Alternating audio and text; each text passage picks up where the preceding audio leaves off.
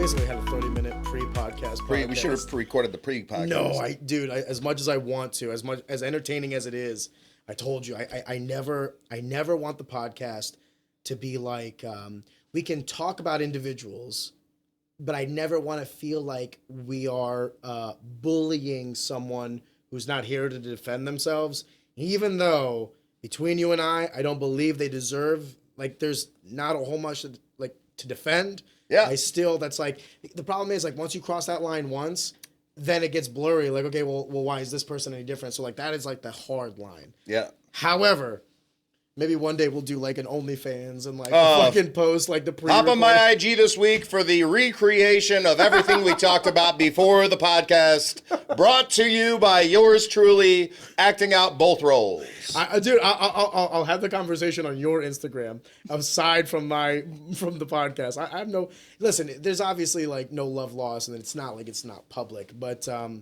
you ever heard the term jealousy is the greatest form of flattery? No, I haven't. Well, it's a quote from olden times, but I genuinely feel that with this individual, because, I mean, it is not the first time that she has, like, called out the podcast or, like, anything else. And to me, I always want to be careful how I sound, because... Have we started already? Yeah, we're recording. Okay. I'm a giant douche, and, like, everybody knows that I am. I'm cocky, I'm all these other things. But, like, I'm also cognizant of it. Does that make sense? So Self-aware. Yeah, I'm self-aware, exactly. If I wanted to bury this person, it would not be difficult to do.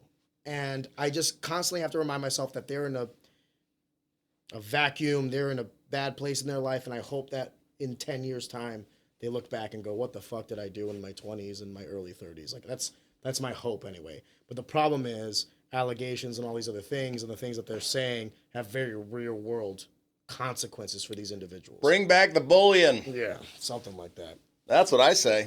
But what we were talking about before we brought this up is, and I firmly believe this, I think, and maybe I'm overstepping here, but I think with the transparency of multiple gym owners and fighters coming onto the podcast for long-form discussions, not just an interview about their fight, but more, in depth about the individual, what kind of makes them tick, what their drives are, what their hurdles are, I think it's allowed for a lot more mutual respect amongst the community. And it's kind of garnered this, like I said off the record, and now I'll say it on, I think that our St. Louis MMA community has never been less combative internally. Like, the gyms are much more respectful. The fighters are... I disagree. Really? Oh, yeah. I think there's more drama. I think that there's also more MMA fighters. So if you think about this, I think, like, there's more drama, and the people that have been in the scene longer, they're used to dealing the drama and knowing who the drama people are. And I think drama people weed themselves out of the organizations, like out of the scene. So on one hand, I feel like there's more drama overall because there's more stuff happening. But I feel like there's less major drama.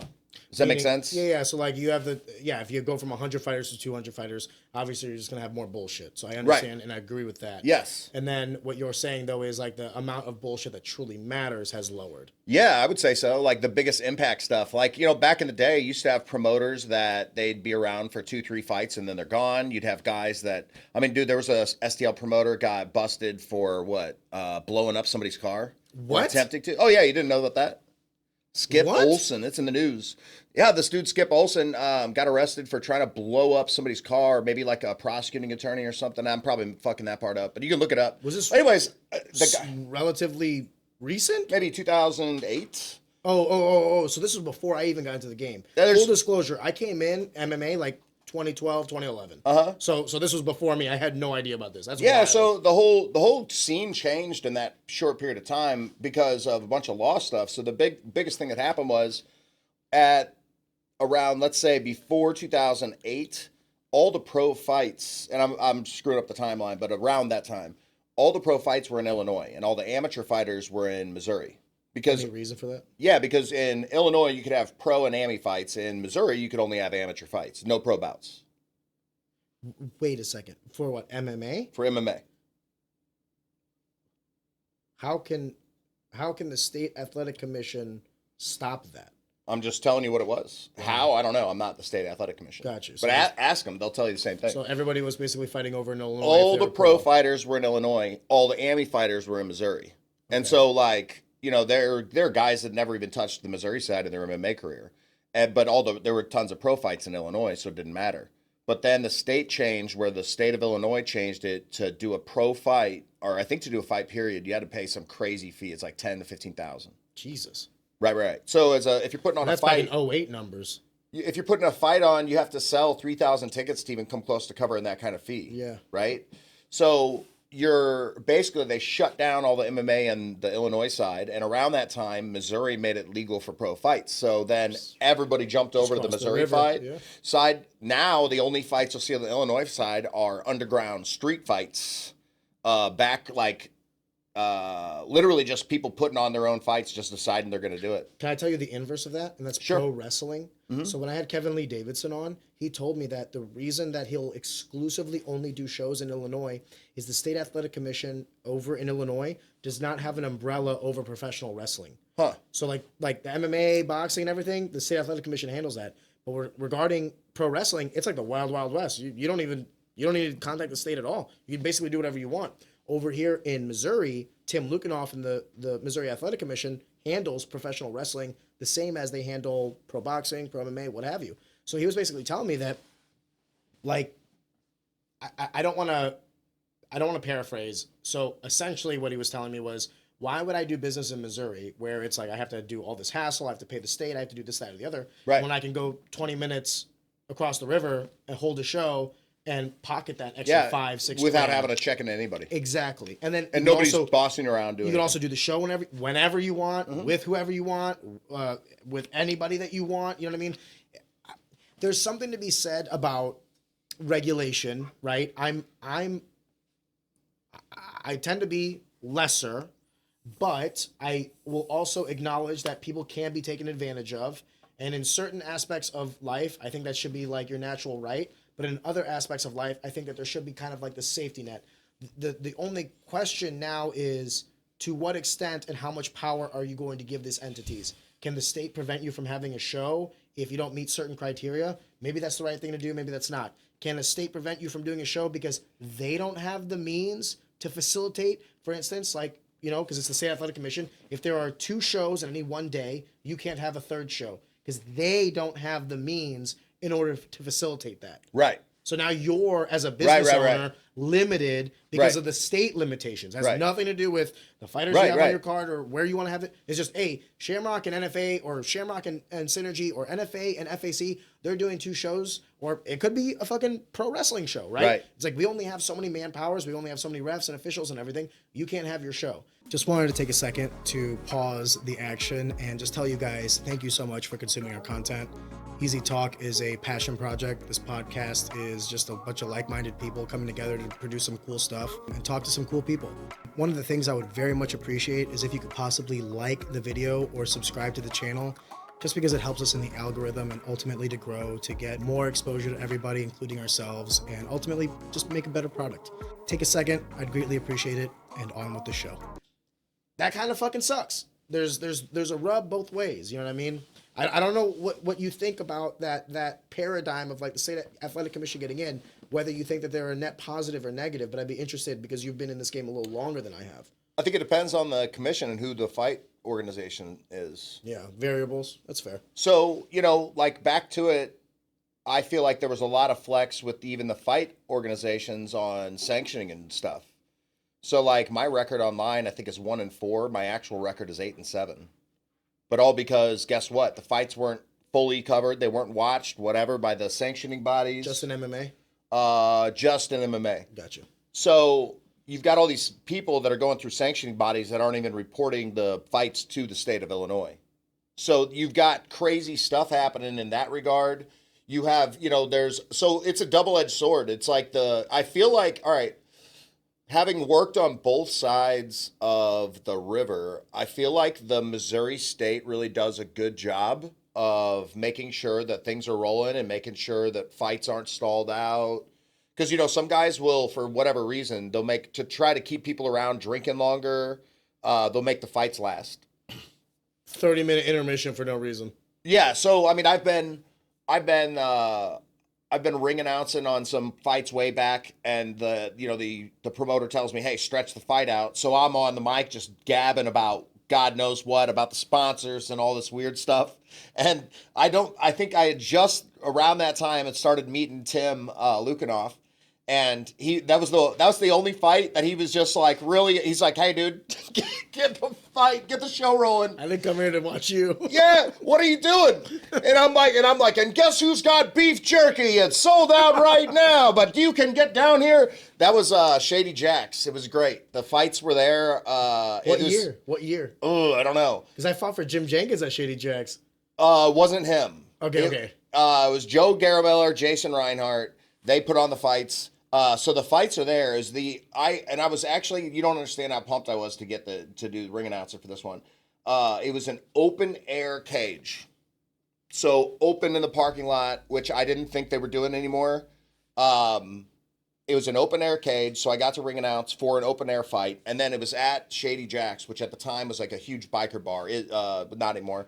It's gone. Did it go out of business? It went out of business. It's like a rest rave. in peace, guys. Yeah, it's like a techno. It went from Dude, that bikers with ecstasy and cocaine to ravers with ecstasy and cocaine. It's a totally different scene. You can't wear as much leather there now, except bondage night, except for rave bondage night. Until you can. Then you can definitely then you wear more leather. Wear leather, you fucking chap wearing bitches.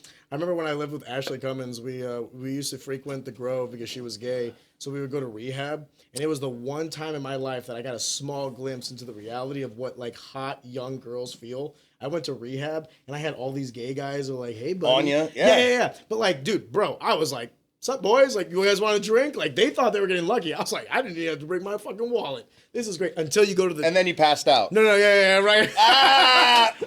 Then I'm walking funny afterwards. Oh, man. Every time I go to rehab, my ass hurts. Dude, I'll tell you what, the fucking bathroom was a culture shock because I go in there and it's a trough. And cocaine. No, it's just a trough. Yeah, that's what I was saying. I'm sure, dude, listen, there was a bunch of... Two dudes were butt fucking, and I was just like... My man, like, how intense do you have to be to not even wait till you got home? But anyway, listen, they're doing their thing. Which is crazy, because I actually went to rehab to quit butt fucking. That's so crazy. You went to rehab, they were butt fucking, I went to quit. That is such a opposite. I don't know if it's the same rehab. That's so crazy. Wow, that's crazy. I'm glad this isn't going to be public. Bro, I went to go take a piss, and it's a trough. And I had, like, the biggest, blackest guy right next to me. Right. And bro, I was like immensely intimidated. I was like, fuck me, dude. Yeah. Whatever. I gotta piss. So I take it out. Staring. This guy, he's not even peeing. He's just staring at me. And I'm just like looking up to him and he's looking down at me. And I'm just like. But does he have his dick out? No, that's what I'm saying. No dick out. He's literally just hanging out to check out dicks. He's just hanging out, checking out dicks. And he looks at me and he's like, "Nice little man." And I was like, "Nice little man." Exactly. So I was like, I don't know if I should be happy. This is his move, as he puts that fucking reverse psychology on you, like, "Nice job, little dick. Nice job, little dick. You can't do shit with that little dick." And then you're like, "Yes, I can do shit with this dick." And then next thing you know, you're sexing in the bathroom. Dude, right? No, I think the game was to come in there and like say something to someone, and then if they were gay, they'd be like, "Well, let me see yours." I felt like the fish hook throw. Hell you know what I mean? And I was just like, "Thanks." I just finished pissing, washed my hands, and went out there. Like you're walking through the mall and he's giving out samples. Dude. Like, dude, I know this is a free sample. I will say this, too. It was the most amount of fun that I ever had in any club ever was rehab. And I know that it's like a gay club and all that stuff, but the reason why was I don't know if because you're at a gay club, the females there, whether they're straight, gay, bisexual, whatever, are just like more comfortable. The vibe was just completely different than any other club that I went to. Yeah. However, definitely had to be a little bit more protective of myself. Like, when I go to a regular bar, I'm not worried about any of the dudes. When I went to that bar, I was like... Non-stop touching, or what? Bro, lots of love. Lots of booty touching? Or just people getting friendly? No one ever crossed the line. No one ever crossed the line. But like lots of hugs. Oh, like, hey, buddy. And I'm like, I don't know you, but right. As long as we're like... There were boundaries that were never crossed, but a lot more intimate in just general interaction. You know what I mean? Interesting. But, capital B, but, you know, we always went with a group of people. So it was never like it was just me and Ashley. Like Right. it was like me, Ashley and her like 6 lesbian friends and like 3 guys from the gym. Right. So it was always like a group going out. And then I was never in isolation because everyone was experiencing this other shit. You know what I Right. mean? So it's a bunch of in shape guys, a bunch of lesbian girls, have at it. And I just remembered every time we left, good fucking vibes. It was Good just a lot of vibes. fucking fun. However, a lot of interesting butt fucking. stories, a lot of butt fucking. A lot of butt fucking. Also, dude, lesbians, I didn't realize this. I used to think that like guys were aggressive at clubs. Bro, butch lesbians are like the original grab them by the pussy. Oh, yeah. Like, dude, they don't give a fuck. See, here's the thing, is that I think that some lesbian girls, they take advantage of the fact that they know that you're decent, like a decent guy isn't going to hit them. No, not me. I'm talking about other girls. Yeah. Dude, whatever. Ashley would mac at rehab. Oh, the number one group for assault, for like home, I think it's for home battery is lesbian girls. Really? Yeah. Damn, catfighting. I guess they like to beat the shit out of each other. It's kind of hot. It's like battling, because you're battling for like who's the man in the relationship, maybe. Dude, that was some shit that was a culture shock for me. The reason I decided to move out was actually because of Ashley coming. So when we were at the Wolves Den, she had just broken up with her girlfriend, longtime girlfriend. They had an apartment or whatever. And I was like, hey, I was the one who approached Ashley. And I was like, I don't know if this is going to interest you. She had just moved back in with her parents because she had like an apartment with her girl. Obviously, she can't live with her anymore. So Right, she was so like in this dip out. interim. Yeah. I was like, hey, before you get like a 1-bedroom apartment for yourself or before you buy a house, like I was gonna move out. If you want, like we can get something close to the gym. We can be roommates. And that's what we ended up doing. And that was the culture shock for me because like I saw the toys. And dude, I learned a lot. I was like 22. Before Ashley, it was like missionary or doggy. And then Right. after Ashley, it's like there's a You whole were like new the dildo world. master. Oh my God. Well, I always thought that shit was cheating. Because I was like, bitch, you weren't born with that. Yeah. You can't buy the Ass Dragon Right. 9000 Right. and compete with me. Yeah. Like, that's fucked up. Like, And then she's like, afterwards, you were like Captain dude, Dildo. no. Can I tell you something? I am not. Oh, I hope my wife never watches this show. Right. When we moved in, we had this calendar of like, because she was talking a lot of shit about like who could slay more. And I was like, Ashley, I'm an in shape. I just graduated with a finance degree, so I was coming out of college. I was in my last semester of college. I was like, you don't understand how much I'm crushing it right now. Like, you have no fucking clue. And she's like, I bet I could get more than you. So we put a calendar up there for like a month of like who could get more. Within the first week, it was over. In the first week, I'm not gonna say my number, but in the first What was her week, number? not 1/9 of mine. Let me put it to you that way. You mean Okay? 9 times? Her number was 1/9. So of you mine. won. I was 9. She was like, I'm not closing the gap. After the first week, dude, her parents came over to like check out the place, and I had a girl coming over. And her dad, God bless, Mr. Cummins, her dad was like trying to mac on her because she had big titties. He was a great guy. This is such a stupid fucking story. Anyway, She was really trying to win. She's Bro. bringing the dad in. Hey, dad, work some magic. Dude, her You got dad- If we work together, we can beat this fucking guy. I barely knew her father, so we weren't tight or anything. But then after that, she leaves, and like he dabs me up, like nice. I was like, this is awkward. Anyway, that 1 year that I spent with her, with like just first of all, I was the youngest in the group, right? I was like 22, 23. Just graduated college, got my first big boy job. Yeah. Moved out. This was like a whole new world for me. And everybody else was a little bit older. Everybody else was a little bit more experienced. Even when we would go out with our straight friends over to the riverfront in St. Charles, right, with Quintessence and Right. all that, we would go out there sometimes. We would go to the Grove sometimes. There was a bunch of places. Bar life, club life was like new for me. This was like wild. Like if I ever wanted to like, interact with a girl, I would just go to school because like it was a bombardment of attractive young women. You know what I mean? This was an interesting shift for me. And that was also the first time that I realized that like we like to say that we're civilized creatures, go into any club and it is like devolved into a meat market where men and women are basically like flaunting that they're for sale. There's nothing wrong with that, but it's so fucking primal that everyone just wants to fuck. They're just looking for the other person that they want. I think it depends on where you're going. Because I've definitely been to clubs or like spots like that, but I've also been to shows and stuff that aren't at all. Explain. Sorry. Like, what's the compare and contrast? Well, so I'm only speaking from an entertainment perspective, but When you say entertainment, expand that. So Are you a male stripper? Yes, I'm a male stripper. I don't get paid. It's really not going well. It's not. I'm not making any money. When you gotta do something for free. Yeah, it's like it's like a volunteer thing. Like, show up, people get the fuck out of here. I'll give you $50. The retirement home has not called me back. Yeah, no, it is not going good. No, I'm a dueling piano player and a comedian, and so I do shows. Piano player. Yeah, dueling piano player. So I do shows all the time, and I'm working most weekends, either doing fight stuff or doing that. Yeah, you're a busy guy.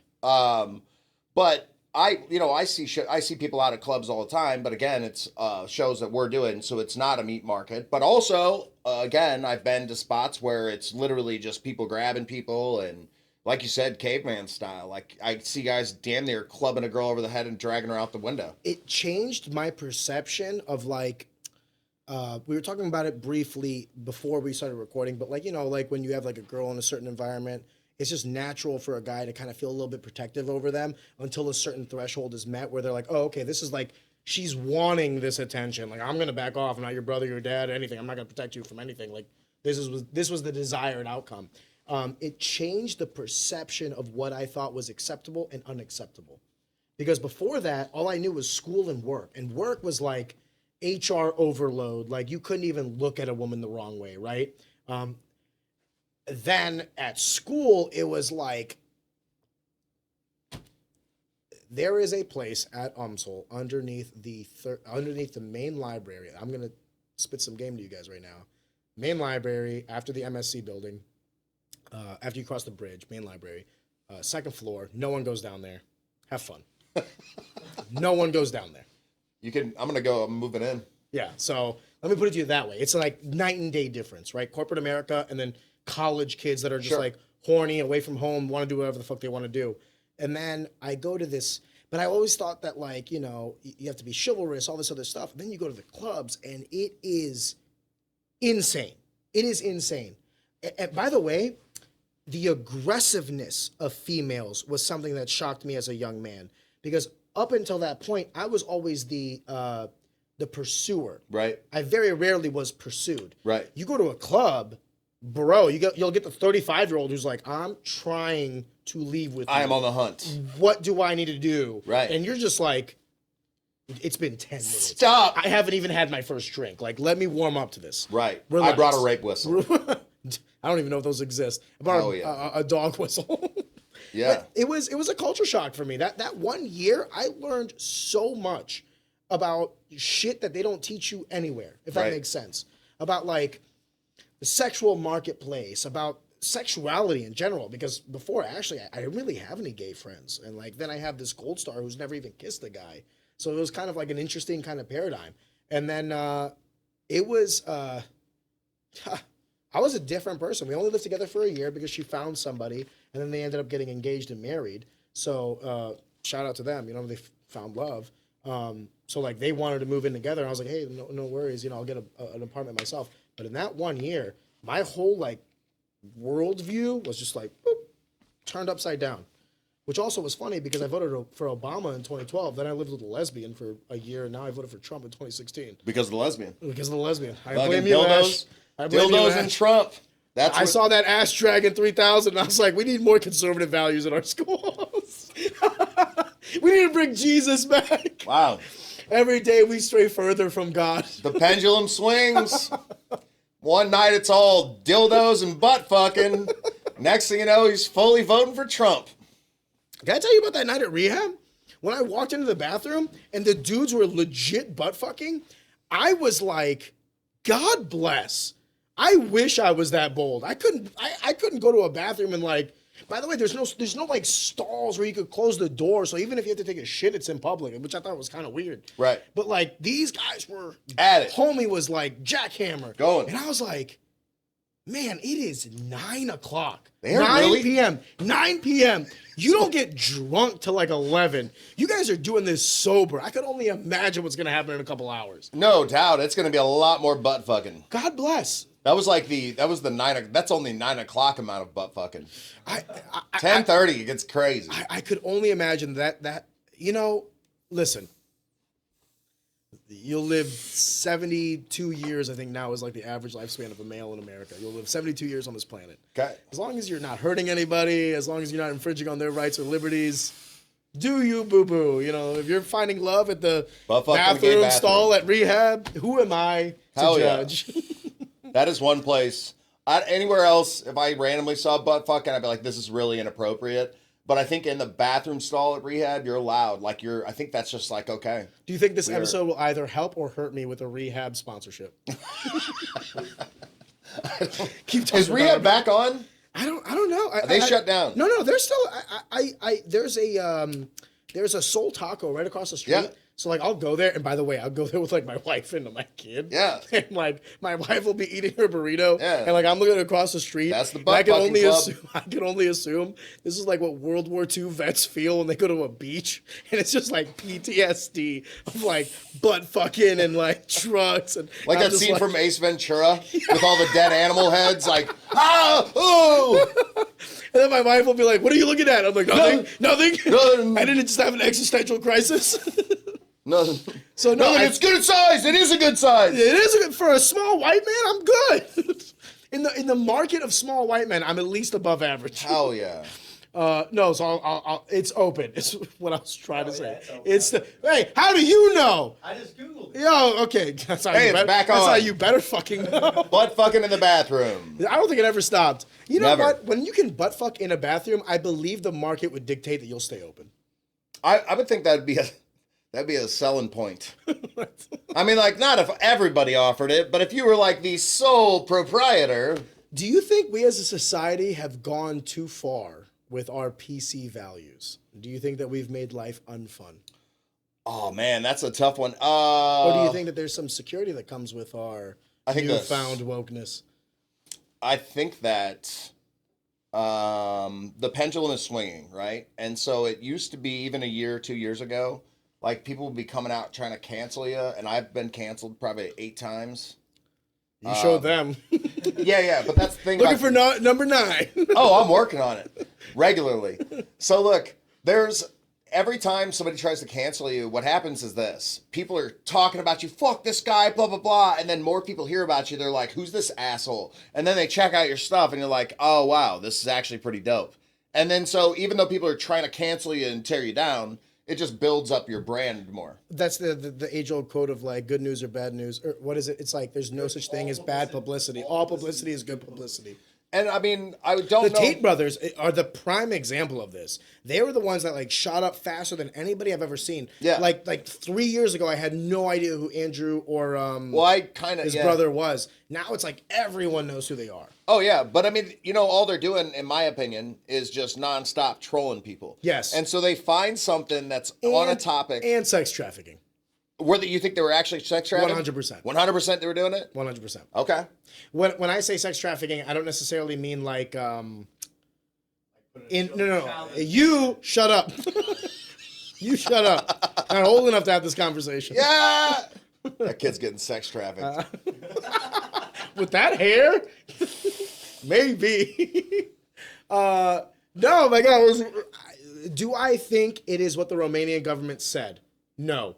Because as we were talking about with a certain individual pre this conversation being recorded, there are many people that can cry wolf. And I will say, not to get too like sentimental, that is the foundational problem is like, when the Me Too movement happened, I, as a man who was, I like to think, raised right, and my mom instilled in me values, my father instilled in me values of like protecting and nurturing females and whatever, being that white knight. Right. The problem is that mentality was kind of maligned with this cancer of crying wolf. Yeah. And then you hear 1 girl lies, 2 girl lies, 3 girl lies, and there's no repercussion for lying. That's the other thing, right? It's like if you say something about someone, you can ruin their life. Sure. But if you are then caught to like be seen as someone who wasn't necessarily truthful in their actions, there's no repercussions for ruining someone's... Right. Even if they didn't go to prison,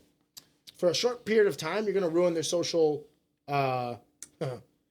there's social circles. Like one of the things I'm acutely aware of is whenever we have, this is going to sound very bad, but hear me out on this one. Okay. Whenever we have a female guest, I make sure we're never alone. There's always a producer here. Whenever there's a male guest, if they get here early, whatever. Like whenever it happens, happens. You know what I mean? Like I'm not necessarily worried about that. But with a female guest, and not with every guest. Like when I get Kelly D'Angelo on, there's no worries there. Right. You know what I mean? But there are certain female guests that maybe I've never met before. I've never had a sit down Like conversation with them. if it's just you and one girl, it's going to be very awkward. If to I don't masturbate. already have, my cock's already But out. two people, it's like, hey, they're sharing the experience. Am I crazy though when I say that? Like, No, like I think it's smart. If think I it's have a smart. pre-existing relationship with someone, it's Absolutely a little bit more smart. laissez-faire. Yeah. But if this was like the first time we're meeting It's in a person, risk. dude, I just don't want. I hate that I have to say this. When I'm conversating with men, it is the Wild West. There are no rules. Okay. Whenever I'm interacting with women, now more than ever, when I was broke, I didn't give a fuck. I was like, what are you going to say? You can't get me for anything. Right. Now, every text message I send, Yeah. every interaction I have, I Yeah. want to make sure that there are multiple parties there. Sure. And anything that I send to you, my mentality is, if you were to screenshot this and post it in public, am I okay with that? Yeah. If the answer is no, I don't send it. That's why I always With any woman. That's why whenever someone tries to screenshot communication that I have and they put it to their story or whatever, I always try to share it to my... You go harder. I share it to my... Oh, did you screenshot that? Yeah. Well, let me add another R to that word. Yeah. Yeah, dude, because look, what people think they're going to do is try to catch you up in something that nobody knows that you posted. No, bitch, like that shit's my post. Like I wrote that. That slam, I wrote that. When I told you you're an ugly motherfucker, I wrote that shit down and I posted it. Do you think privacy is dead? Oh, privacy. I think this. I don't think privacy's dead. I think for people that are in the MMA world or they're trying to be like online, I think what happens is if you're fake and you try to be one thing and then you are another thing, I think that fucks people up. And Elaborate. I think You mean like they'll eventually be seen for what they really are? What do you mean when you say that'll fuck shit up? I think that people can get to know what you're like online and in person, right? Because like not everybody that's the same thing. So check it. I used to have a gym downtown. I was a personal trainer, and I always kept all my posts and everything like 100%, not clean, but I kept it PC. Fairly PC, fairly. You were a know? business owner. You were Sure. cognizant of what your Right. messages you were I sending. didn't talk shit. I mean, not much. Same thing, and then in person. I didn't talk shit. Yeah. Then in person. Not much. I kept it light, shit talking. And then in person, like similar type thing. I would still have rough like, you know, if they needed to be, I would have direct conversations, but I'm not like, it wasn't ever like, I always kept it professional. Yeah. But at some point in time, I started feeling like I was splitting myself, where I was like one thing at work, this professional version, but then like a different thing on the weekends.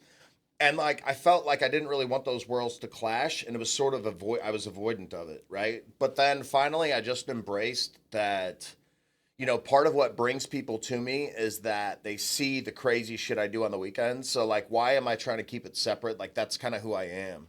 You know what I mean? It was bold. And so then I just made the decision that I'm going to change the way I'm doing things in the daytime and not be as PC, just be me. Okay, fair. And I like the way you worded that, but let me add to you a different variable. Okay. Let's say you're a professionally driven individual who also chooses to like get tattoos and fight on the weekends. Sure. Like myself. Right. I resonate with when you say you felt like you were wearing two hats. Because Yeah. I do feel like I wear multiple hats, right? But I feel like I have to. And while I love this mentality of like, you know what, man, I'm just going to kind of bridge that gap and it'll be a Venn diagram, but lesser so. I feel like that needs to still stay static because I have too many irons in the fire that I don't want to ruin. So daytime you are... I work in finance and information systems. All right, so why... But you're doing this, though, so this is more prevalent than your finance stuff. When you say prevalent, you mean From forward reach, facing. From reach and people seeing it and yes and interaction. No. Yes and no, because listen, we will... Hey, hold on. Do you remember that post you put up about finance like 2 months ago? No. Me fucking neither. Yeah, but that's the problem, right? But It's look, like, I know podcasts you posted out where you posted the videos, and all I'm saying is this.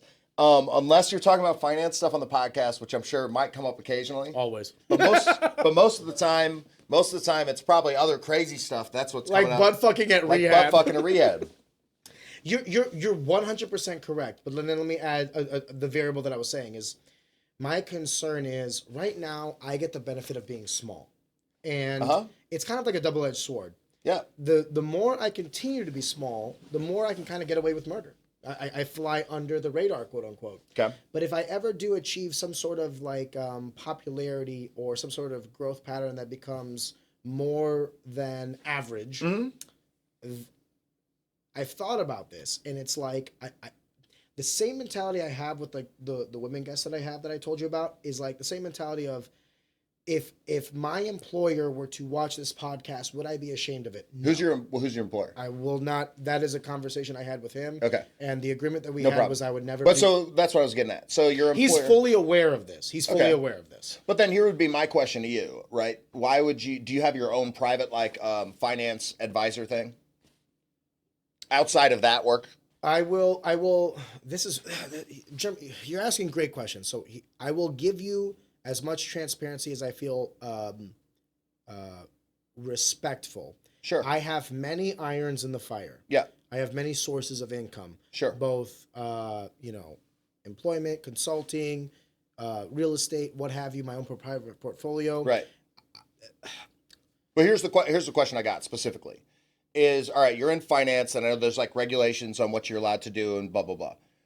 But my question would be, why not, you don't want to share this to that. So my question would be like, why not make a finance page that's just like, hey, we give finance tips. That's it. Why would I give anything out for free that I do very well? Because here's why. Because you could put a post or it would take you 52 posts, right? To give out free information of shit that most people would find out anyways.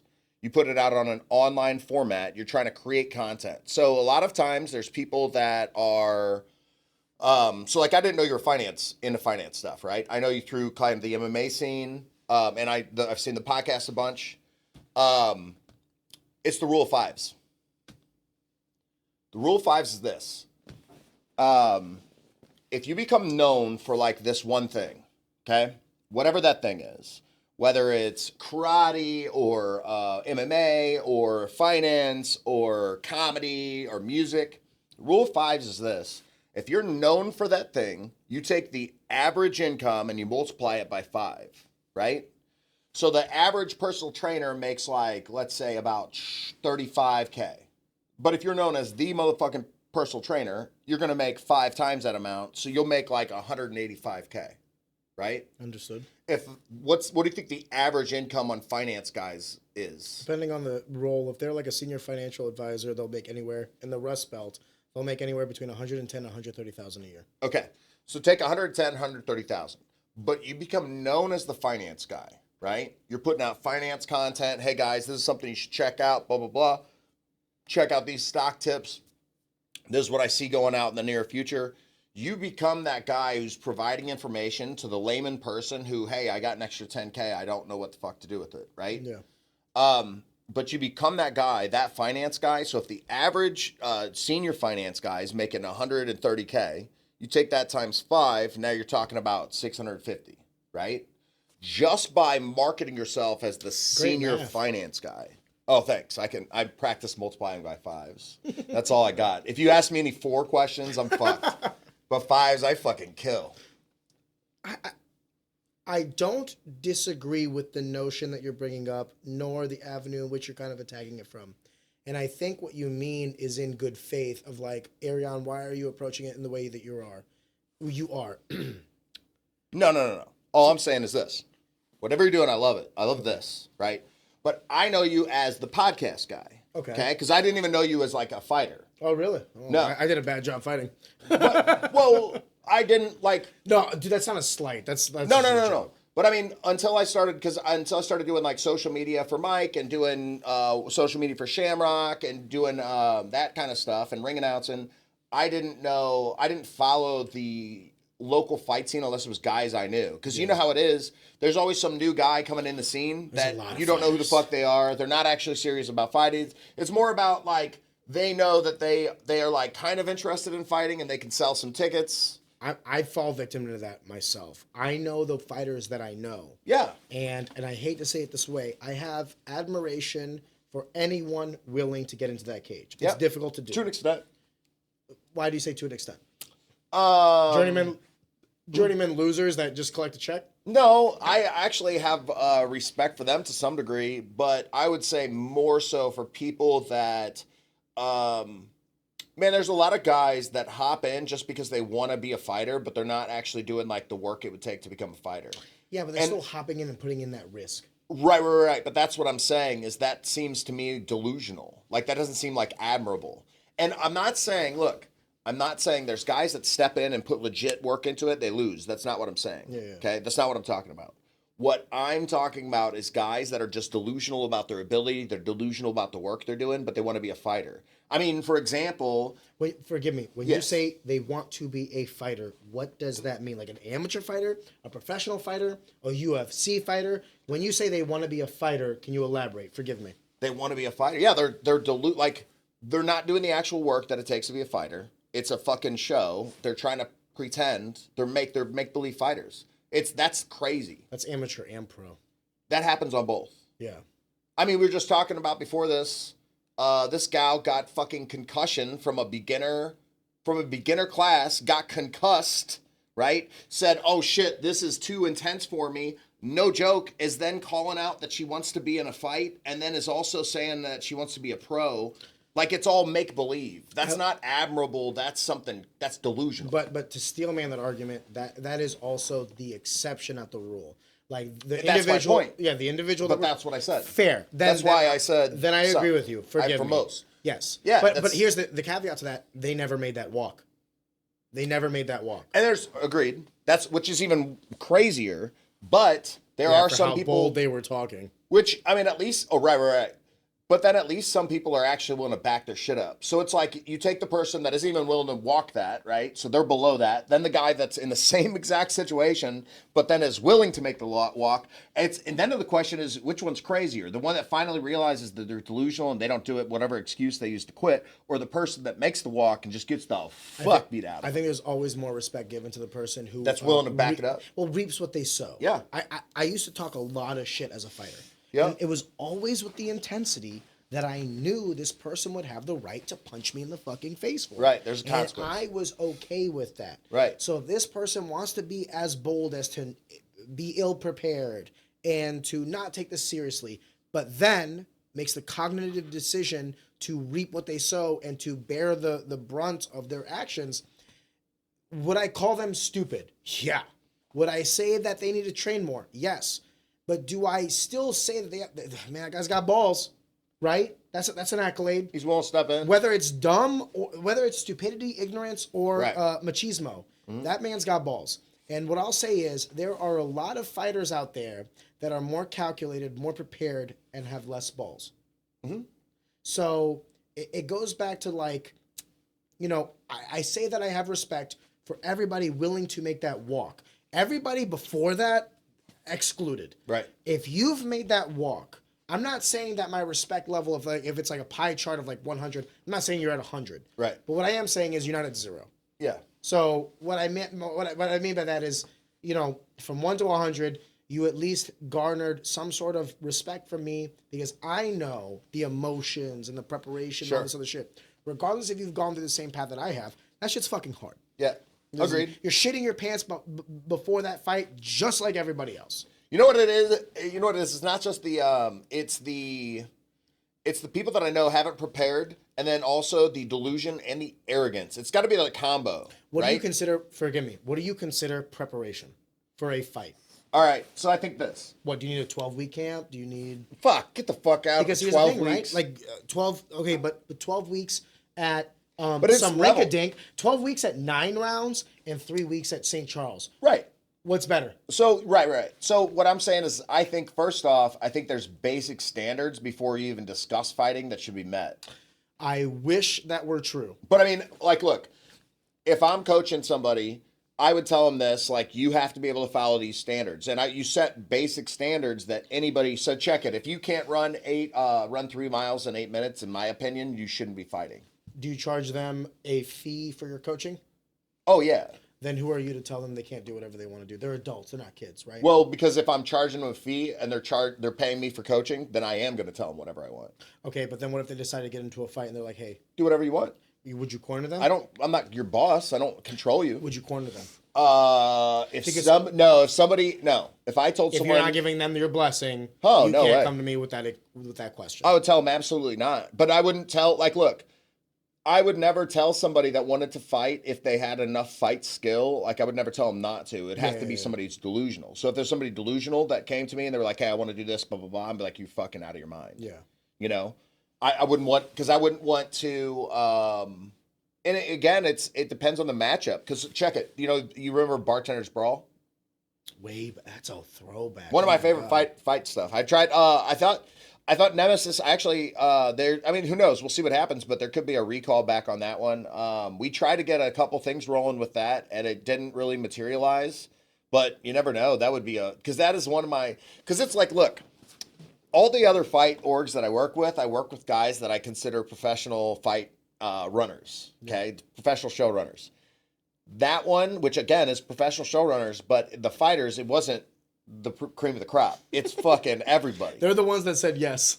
Yeah. You're like, all right, you're crazy enough to do this. That's crazy. I remember there was one guy who came to me and, because I had like a couple people that I trained for it that actually came and trained with me. But then also you would get randos that are just like, hey, can you corner me? And I got literally no one. I said yes to this. Yeah. You're already here. And then you feel like a cunt for like, all right, guess I will, yeah. So this one guy, he's like, hey, can you corner me? And I was like, okay. And then I'm like, all right, I'm thinking, what should I say to him? Because I don't know shit about this guy. So I'm like, hey, what's your background, right? Because the guy he's going against is an NCAA wrestler. Good luck. Yeah. And I said, so what's your background? He goes, man. I see red. I go in there, I see red. Well, he said, have fun with a D3. What's the Israeli martial art? Krav Maga. He goes, man, I got 2 years of Krav Maga. And I was thinking, oh, fuck, this is going to hurt. Throat jab. And this is the end. I was like, this is not going to be good. That's what I was thinking in my head. And I was like, okay, because I'm trying to be positive. Yeah, but is it an MMA fight? Yes, it was definitely an MMA fight. Bro, in the first minute of the first round, everybody's dangerous. Everybody's dangerous. You should have told him that before the fight because he did not know that part. When the NCAA wrestler smashed him into the ground. That's really, really relevant to the skill set, I think. It's like, well, hey, maybe you're really dangerous. And I was like, oh, he's not dangerous. He is not dangerous at all. The red was not strong enough. Yeah, you should have had more red. You should have added a lot, double the red. Has fighting ruined a lot of the mysticism of combat for you? The mysticism of combat. I used to think fighting was like, I used to watch the Rocky movies and I was like, fuck yeah. Hell yeah. Now I watch them, I'm like, you can't take that shot. You didn't even make contact there. You mean on fights on movies? Not just movies, but like combat for me now has like no mystery. Sure. It's like I can tell. I'm like, okay, you're a 48-year-old man above average weight. So even if you do know what the fuck you're doing, I'm gonna smash you based on Wait, are you trying to say Rocky isn't real? If I could change. No. If you could change. No, but seriously. We can all change. So Rocky's totally fake, right? But, I would never openly say that. But if you insinuated it, I would not argue it. But listen, the mysticism of Rocky is real. That's the only part about Rocky that's real, in my opinion. That the Russians will start chanting for hell yeah, American? that too. Could you imagine? But I mean, is this like all the weird training montage shit where he's like fucking training by himself? Rocky 4. Hold up, I will say this: Rocky 4 is still the greatest fucking movie ever. Great training montage. Great training montage. Great soundtrack. Did you know that 48% of that movie is actually montage? 52% of it is like we filmed this for montage. Rocky 4. 48% of it is Rocky 1, 2, and 3. No way. Yes. Go back. Dude, I wouldn't say this if it wasn't true. Damn. 48% of Rocky 4 is montage. You're going to get sued by Sylvester Stallone. And still, banger. I'll watch Rocky 4 with an American flag. Hell and yeah. when round 1 starts and he takes off his robe, he's got the 8-pack. And I know will he's fight a juiced out. Russian. I'm like, USA, USA, USA. You got it, Rock! that 7'9" juiced out Russian doesn't hold a chance. Hell no. I will break a bottle of vodka on a table while watching Rocky 4. You know what? For the rest of this podcast, when we take a break, I'm going to do vodka now. Let's just do, oh man, that's what we should do. That's how we could fight Ukraine, is we could get the fucking Rocky 4 montage going, America and Russia united, and then boom, Ukraine's going down. Oh shit. And then Putin and Trump make out. Hell yeah. If Trump and Putin make out, not AI video. No. They just open mouth start One kissing. time. All right, here's the deal. Does the world Ukraine implode has to stop fighting immediately if they start making out? If Trump and Putin kiss. Yeah, what war is there? That's it. It's over. Did you see that Putin today was like, oh, you want rare earth minerals? We have a lot more, and we're willing to work with everybody. Listen, people are not going to like what I'm about to say. You are not in power for 20 plus years without being intelligent. And here's what I'll say about Vlad. That motherfucker knows where the winds blow, and he understands the geopolitics. There's a reason why he was so ostracized and so against the Biden administration. Yep. There's a reason why he's cozying up to Donald Trump, who enjoys a good reach around. Yeah. I would say we'll see what happens. But I also think that when you have 9 countries now, forgive me, if you don't mind, Google the number of countries with nuclear armaments, number of countries with atomic power. When you no longer live in a world where you are the only one with the A-bomb, or now the H-bomb. Yeah. You guys start playing a little, fugazi with everybody. I think this. We've been in 3 fake wars, right? More. Wars that didn't exist. More. At least 3. Vietnam.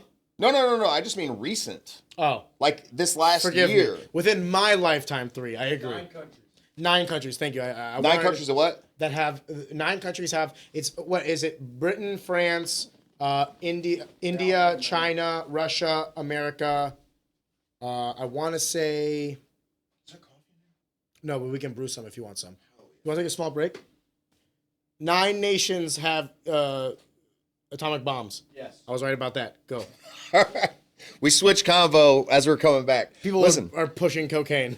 Yes, everywhere. Listen, this is what I'm saying on the podcast about the podcast. What you need to do, and I'm not telling you what the fuck to do because it's not the point. But if your point is to reach the most people, okay, that's the goal. Coke? The most people. No, the goal is to reach the most people with the podcast. I was like, I don't know what. Do I need to do live? I think he's trying to sell coke. Hey guys, this is a big building. I think there's a lot of cocaine sales going on here. This is fucked up. He keeps bringing up cocaine and ass fucking. Those things usually go hand in hand. So what, That's how he does it at rehab. That's how he gets all the gay dudes to look at his wiener. Hey, listen. I didn't ask them to. They were already there. All right, so look, here's what I'm saying. The sooner you get sponsors for the podcast, not to make money, to take money and put it into your own pocket, right? You get sponsors to sponsor the podcast. You take that money, you advertise the podcast, which in turn advertises the sponsors, which in turn makes the podcast grow and is a better opportunity for the sponsors. What most people do with the podcast money. I'm gonna do this. Yeah, do whatever you need to. I'm loud as fuck. I don't want the wide. I got you. I don't want the wide shot blocking your face. Yeah. Can you see his face? Yeah. Cool. Continue. All right. So sponsors making money. the sponsors. So what most people do when they get sponsors, they're like, oh great, I'm making like a couple grand on the podcast every month, so I can just put that in my pocket. Now I'm a professional podcaster. But especially if you don't care about the money, that's why you need to make the money, because then you can take the money, you can invest it back into the podcast, grow the brand that's sponsoring you for the podcast. So it's a mutually beneficial situation by finding brand sponsors and just going to grow the podcast. If I were to find, so you're absolutely correct to a point. Let me explain, and then I do want to go back to that Donald Trump Putin making out session. If I were to find sponsors that were aligned with my political, Sure. were aligned with the podcast, and like they understood, like, hey, Or- I'm gonna have whatever conversation I want to Yeah. have, and as long as you want to be a part of that, Yes. by all means. And Yeah. I'll add a third line to that. I try my hardest to be authentic. Right. And the reason I try to do that is when I see people now, when I was a fighter, I used to get like people be like, "Oh, Ariane Zekti," and I'd be like, "Oh, that's so cool." You know what's so crazy? I fought for 10 years, and I'd get like maybe one or two of those a year. I've done this podcast now for 1 year, and I've gotten like literally people were doing roof work across the street from me, and one of the guys was like, "Are you an influencer?" I was like, "No." He's like, "You have a podcast?" I go, "I have a podcast." Yeah. How? Right? Right. The product, if I ever were to accept sponsors, would have to be something that I either use myself, purchase myself, Sure. or find value in. Yeah. And full disclosure, we've had sponsors approach us. Yeah. I just didn't fucking feel anything. Yeah. But I was it's just not, like, hey man, like I gotta be honest with you, like this product is kind of dog shit. Like, but it's not now. what do you mean? It's like you're professionally putting out content. No, not my. Sorry, forgive me, not my product. Oh, the product Their that they want to product. advertise. Yeah, they're don't like, align we'll yourself. give you like $500 a No, month if you forget make that. this many posts, and I'm like, thank you for the offer, whatever it is that you're trying to sell, and I'm not trying to, I don't want to badmouth anybody. Yeah. Not interested. Yeah. Because I can't sit here on a podcast and be like, this is who I am. By the way, here's like, some flip flops that fucking suck. You know what I Right. mean? I want everybody to assume that when I speak, it's genuine, even when it's a sponsor. Yeah, no, I definitely So agree. the reason why we do the uppercut whiskey is because it's the most drank whiskey by the guests. And Jeremy Johnson, I've said this, I haven't bought a bottle. He's given us 12 bottles. Right, so he's And gone out of his way. by the way, we're down to 4 in a year, right? So like I haven't replaced any of those bottles half as much. Nice. So Jeremy, thank you. Uppercut whiskey, Uppercut whiskey. Friar Tucks. And he doesn't pay us $1, but he gives us free product. I want to be careful how I go about this podcast because when I started it, this is how I start any of my businesses. I say to myself, chase the product or service, the money will come. Yeah. Chase the money, the product or service might not come. Yeah. You're not wrong in your assessment or your assertions. But what I want to say to myself is I'm okay with being late to the race Okay. as long as I hit the destination. Sure. Does that make sense? Sure, but let's hit the destination. We're already there. Maybe. Says you. You know what I mean? Maybe after this, I'll show you the analytics and everything. But we do. Yeah. Listen, we do very well for ourselves, and we've I love grown immensely. And I think to myself, the run rate for the podcast is around $1,500 a month, and that's just like a hole in my wallet. Right. Not to mention the amount of investment that we took to get this where it's Nice at. setup. Black Magic cameras. Yeah, it wasn't cheap, but It's got strippers over there and a cocaine table right there. That's crazy. the strippers That fucking is, coke. ma'am, put that back on. That's disgusting. Got to entertain the guests.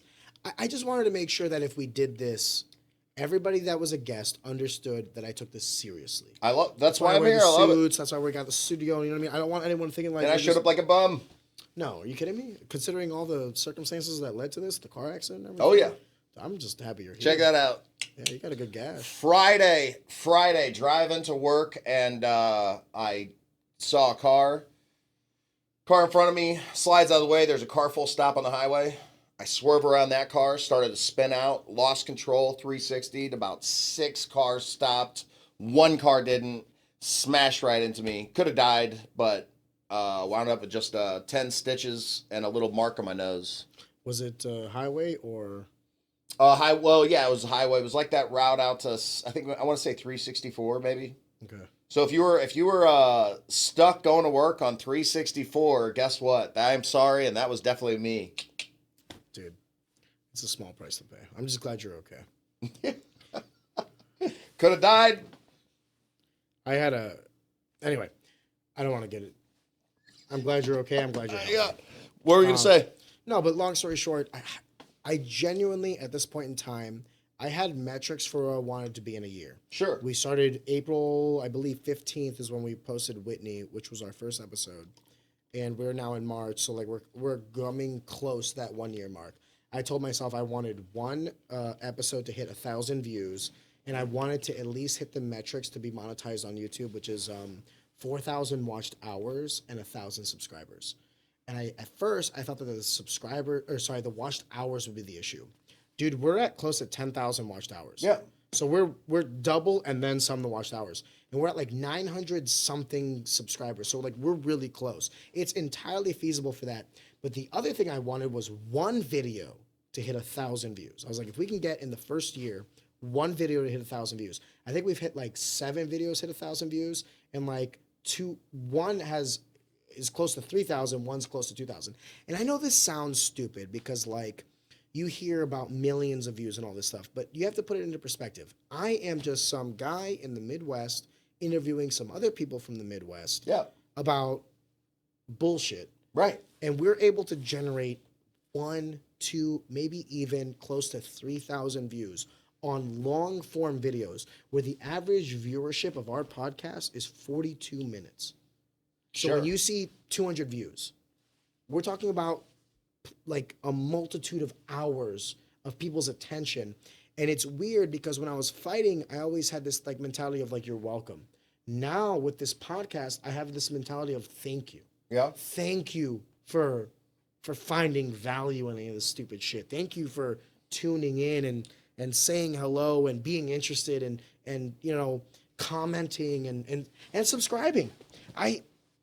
It's immensely humbling because this is vastly different from everything else I've ever done. So I don't, to go back to the sponsorship in the podcast, I can comfortably run this at the red forever if I needed to. And I find immense joy in it that if I had to, I would. Okay. But the variable in that, the X factor, is growth. Because I see growth, I'm like, it's fine, Arion. And based on what we were talking about off the record, if it ever got to a horizontal point for a prolonged period of time, then I would have to have a conversation with everybody. What I'm saying is I would keep it in the red, right? Keep it, if it's only $1,500 a month, you can boot that. Dude, it was 3,000 at first. Nice. And then because I was ignorant at all of this, right? Granted, we're 35,000 in the whole minute one, right? Everything. But it's like a hobby that you're willing to lose money on. Exactly. Okay. Or at the very least, my goal was always to break even. Like if this made me no money, that's a success. Okay. And if it cost me no money, that's a success. Right. If it made me money, it's a win. That's a plus. Yeah, that's a plus. So here's the thing. I'm just saying keep running into the red. Find the sponsors just to sponsor the marketing. Don't change. Your bathrooms are the shit. Okay. So whoever did your bathrooms, maybe that's your sponsor. But fucking, use that. Were you disappointed at the amount of butt fucking in the studio? I thought it was going to be way more. Same. But I paid for the rent. That's so crazy. Not as much butt fucking as you think. The actual butt fucking to butt fucking talk ratio is very skewed. When you started your own podcast, was it vastly different from theory to application that you expected? Because it was for me. Like what I thought it would be and then what it turned out to be are completely different. My short podcast, no, it was pretty much what I thought. So it was like I had an idea. I knew what I was going to do. I was friends with Adam. Adam showed me like Adam? Adam Meredith. Sella. Okay. Adam Meredith. So I was friends with Adam. Adam's doing his podcast. I was doing outside perspective. Yeah, I was kickboxing training with Adam. So I specifically sat, I want to say like 2-hour session or something of him just sitting down, telling me exactly what to do. So he goes, here's what you need to buy. So he sent me a list of everything to buy. So I bought everything on the list. And then he's like, okay, now I'll show you how to set everything up. So we sat down for about an hour. He showed me how to do it. So I was like, okay, well, now that I know how to do that, the speaking part is going to be easy. Because like I don't get too bent out of shape when I'm on the spot. I don't think, anyways. So I think I'm pretty relaxed. I could be wrong, but I'm used to being in front of people talking enough that I can do it, I think, more casually than most. This is 78 episodes that we've done. This is the easiest episode. Oh, great. Here we go. Boom. What? Easiest. Number 1, easy. Jeremy Genin. Psh. Super easy. Going back to what we were talking about regarding not necessarily the political view of it all, but I did want to ask you this because you're a little older than I am. The advancements of technology, the advancements of transparency and communication have made it so readily available for everyone to speak their opinion. Sure. Was it always this polarized politically, even when you were little? Meaning, it doesn't necessarily have to be on Twitter, Facebook, whatever. But like when you were little, was it so venomous? I mean, when I was a little kid, politics weren't even It, to me, wasn't even a relative point. But, you know, as you grow up, a little bit more relevant. And then, but even, dude, even 10 years ago, it wasn't as relevant as it is now. That's what I wanted to ask. And so 10 years ago, like the crazy shit you're seeing right now, which is, in my opinion, manufactured, I'm hoping they do something about it. In my opinion, it's pretty disgusting and un-American. Can you explain what you mean by manufactured? Yeah, well, all of the corruption with the USAID. So, like right now, they're going through that, and there's huge outcry about how Donald Trump and Elon Musk are tearing fucking government apart. But also, like I've worked with the government, I know exactly what kind of bullshit happens. I mean, like just complete waste, right? So I know it. I've seen it. I've talked to government workers that have. Although I work for the government, I don't do anything. Everyone knows that. That's not a fake thing. But now Elon Musk is looking at it. No. You can't look at that, right? What the fuck is that? So what I'm saying is this. Specifically, USAID has dumped a shit ton of money into prosecuting attorneys through the George Soros Fund, specifically to start riots and revolts, specifically to sponsor people that are rioting in the United States. I mean, it's basically an arm of the CIA to operate within the United States and abroad without approval of the president. So it's an absolute scam, and this is what I mean. For those of you who don't know what's going on with that kind of stuff, what happens is this. If we're trying to make a military operation happen in a different country, what we have to do is we have to get approval from the president. Hey, we're going to do military ops. President has to approve any kind of military operation in a different country. What we end up doing is calling it a soft democracy operation, which does not need presidential approval. And then instead what we do is we use USAID and we label it as that. So that way we can operate without even presidential approval doing military operations in different countries. It's legally bribery. And if you look at the program of what they do to topple other governments, they start with inside revolutions and an anti-government propaganda, which is very ironic because right now there's a lot of anti-government propaganda before, and then all of a sudden Biden's in, everything's perfect, but Biden's delusional. But also, don't say Biden's delusional because then you're ageist. He's sharp as a tack. He's sharp as a tack. So then Biden's out, Trump's back in. Now we need to rebel against the government, stick it to the man. But also the government's safe, the government's great, but don't look at the government. Also, it's very immoral to look at the government, right?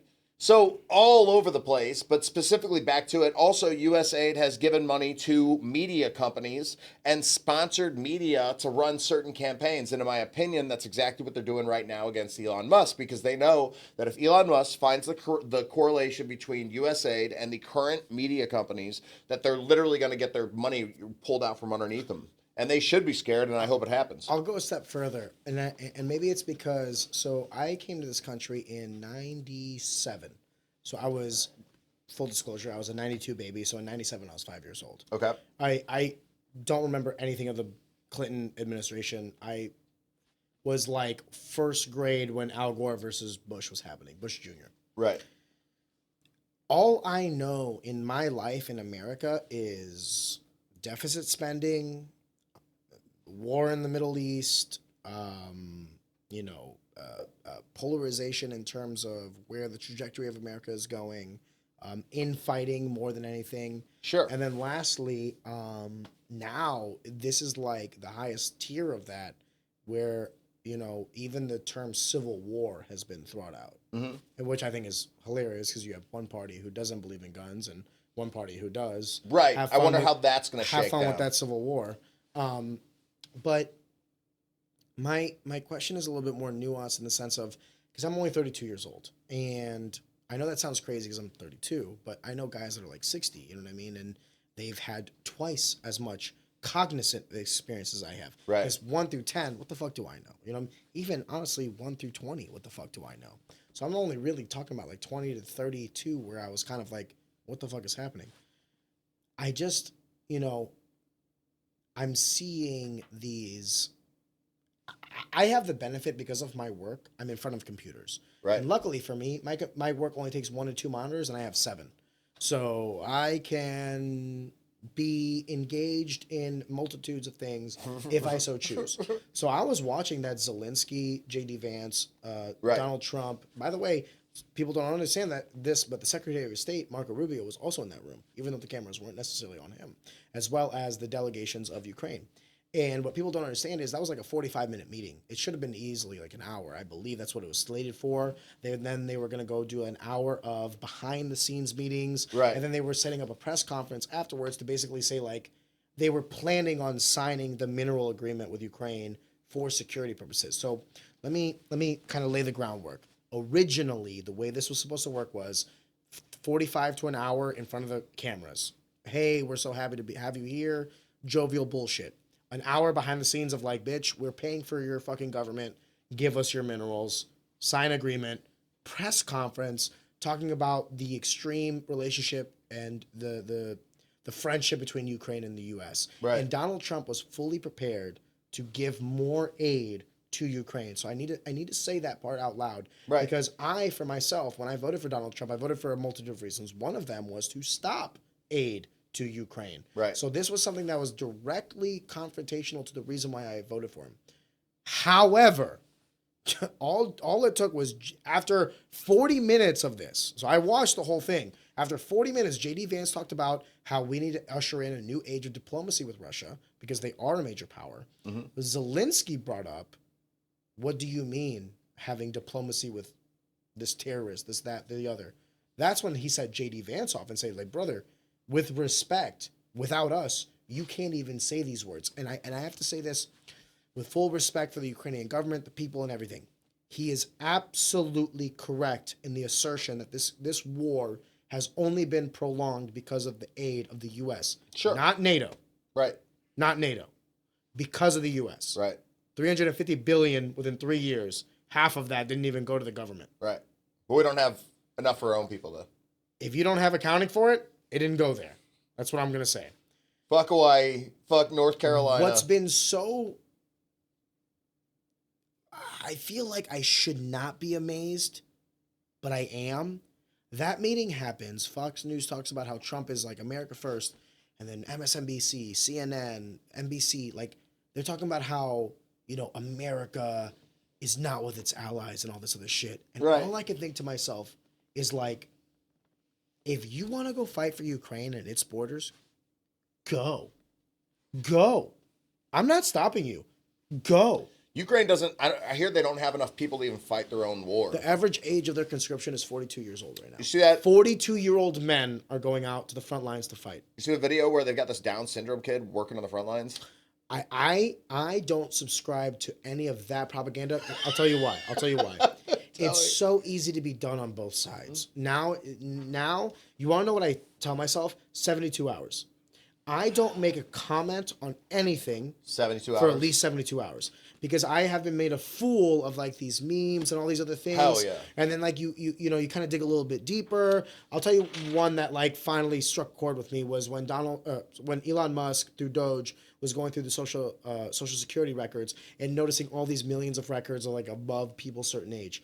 That didn't necessarily mean people that were getting paid. Right. So like, because the way the programming is. Exactly. But that also could be bullshit because it could be. Here's another thing: is it's very easy that if something true comes out to be like, oh, that's not true because of this, and people will latch on to whatever they want to believe.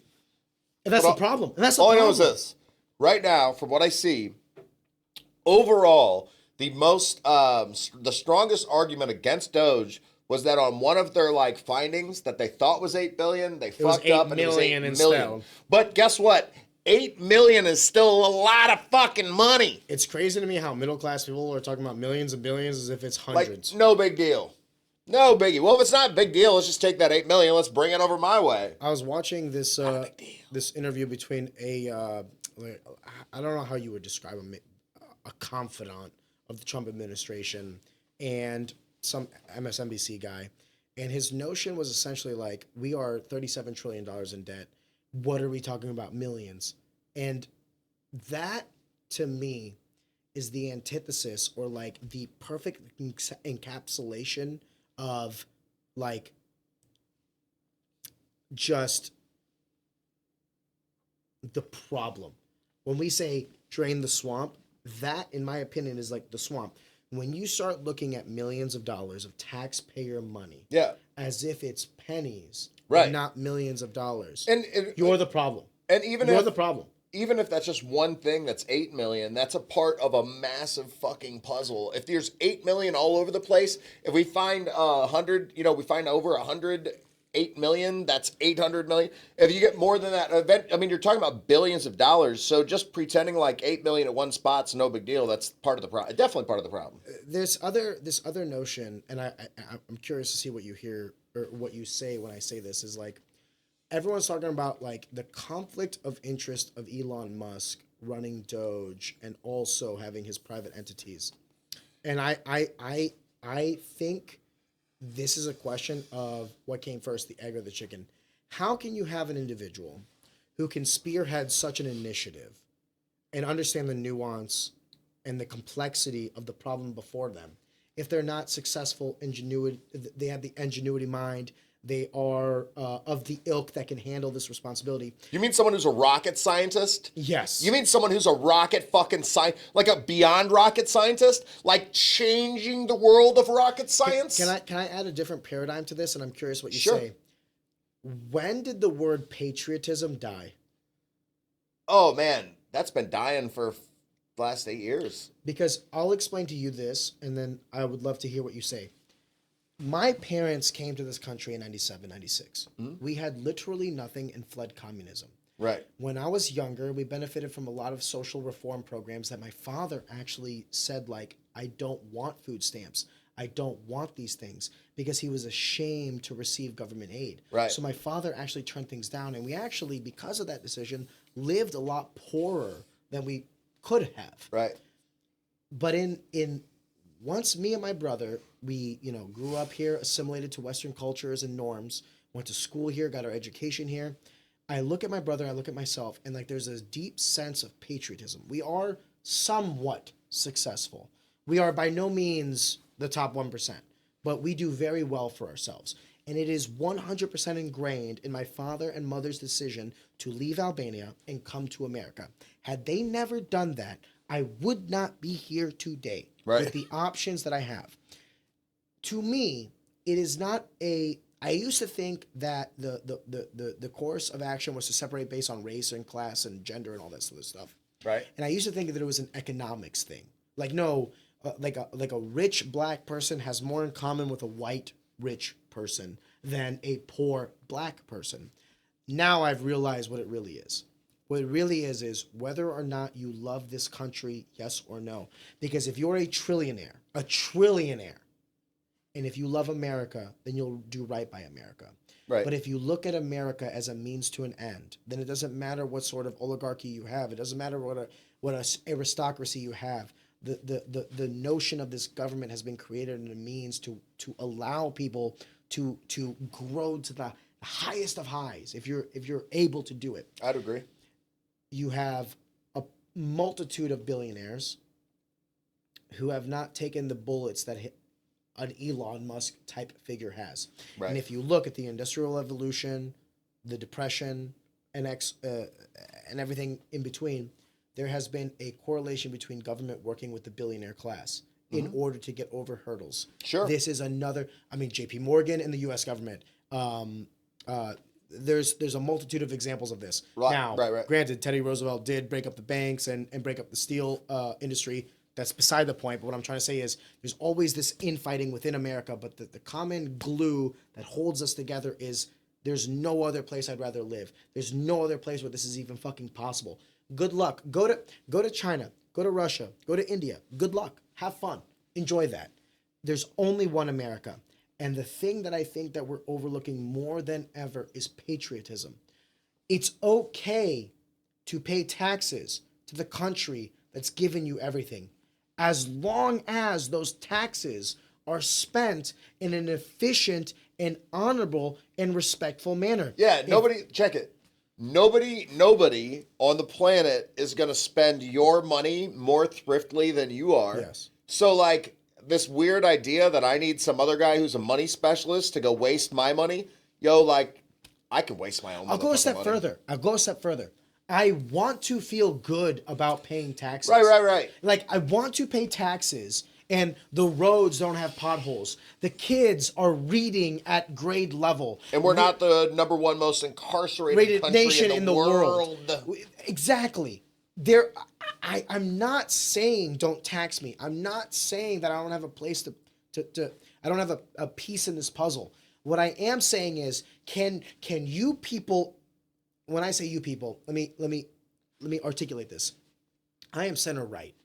I am all for having the conversation of taxing my class more if you are prepared to having the conversation of efficiency of that spending. Sure. If you're going to start talking about how Doge is catching all this bullshit, then I'll start telling you about how maybe 32% of my income isn't enough tax, which, spoiler warning, good luck trying to convince me that a third of my revenue should go to the government at this point in time. Sounds like something a Nazi would say. And this is coming from someone, I love this country. Yeah. There's no other place I'd rather fucking live. I have Albanian roots, and I have that heritage, and I have that pride. But my kids will be American. They will learn English. They will go to school here. They will most likely die here. Because there's no other place, if I raise them right, they'll understand they would rather live. Dude, England right now has 3,000 people a year in prison. Over 3,000 people a year in prison for social media posts. Social media That's posts dark. in England, That's so 3,000 dark. people in prison. Guess how many's in Russia, though? Around like 264. Yeah. Right? So check it. England has less free speech now than Russia. You're talking about 264 People dot, in jail dot, from not social not media million, posts. not just 264. England's over 3,000. Did you see JD Vance's speech to the G7 and the oh my God, I'm gonna To England government. Tony, do me a favor. What was the summit that JD Vance did that speech at? It was the security. It was for AI. The Munich. No. It was the Munich Security Council. The Munich Security Council. Forgive me, but double check me if I'm wrong, because I don't want. This is the thing I hate about podcasts. Do I have any notes? No. Do I have a tablet? Nope. I have to do all of this off mental memory. All off the cuff. Yeah. Someone will watch 3 hours of it and be like, "Aaron, you were wrong at minute." You're an idiot. Exactly. It's like, you fucking do this shit. Yeah, Munich security. The Munich Security Council. JD Vance basically fucking sat there in front of Germany, England, France, a lot of the European Union nations, and basically said, you motherfuckers are less amenable or more hostile than some of our fucking enemies. You want to talk about, Putin and how he runs this country. Listen, he is a dictator. He does kill his people. This is all like... But right now, Britain's worse. No, I wouldn't say it's worse. I wouldn't say it's worse. But what I am saying is, we have an amendment, the First Amendment, and within that there are 5 staples, 5 pillars, right? The freedom of speech is one of them. And that freedom of speech extends to the digital. Sure. So we talk often about our Western values and how we are together and how we fight together. When our quote unquote allies are in direct contradiction to the very amendments in our Bill of Rights, our founding fucking documents that all of our lives are then built upon, that we are born with these rights, inalienable, Right. gifted by God. Yep. Who are you to take them? But we're not really gifted. They had to be paid for in blood. Fair.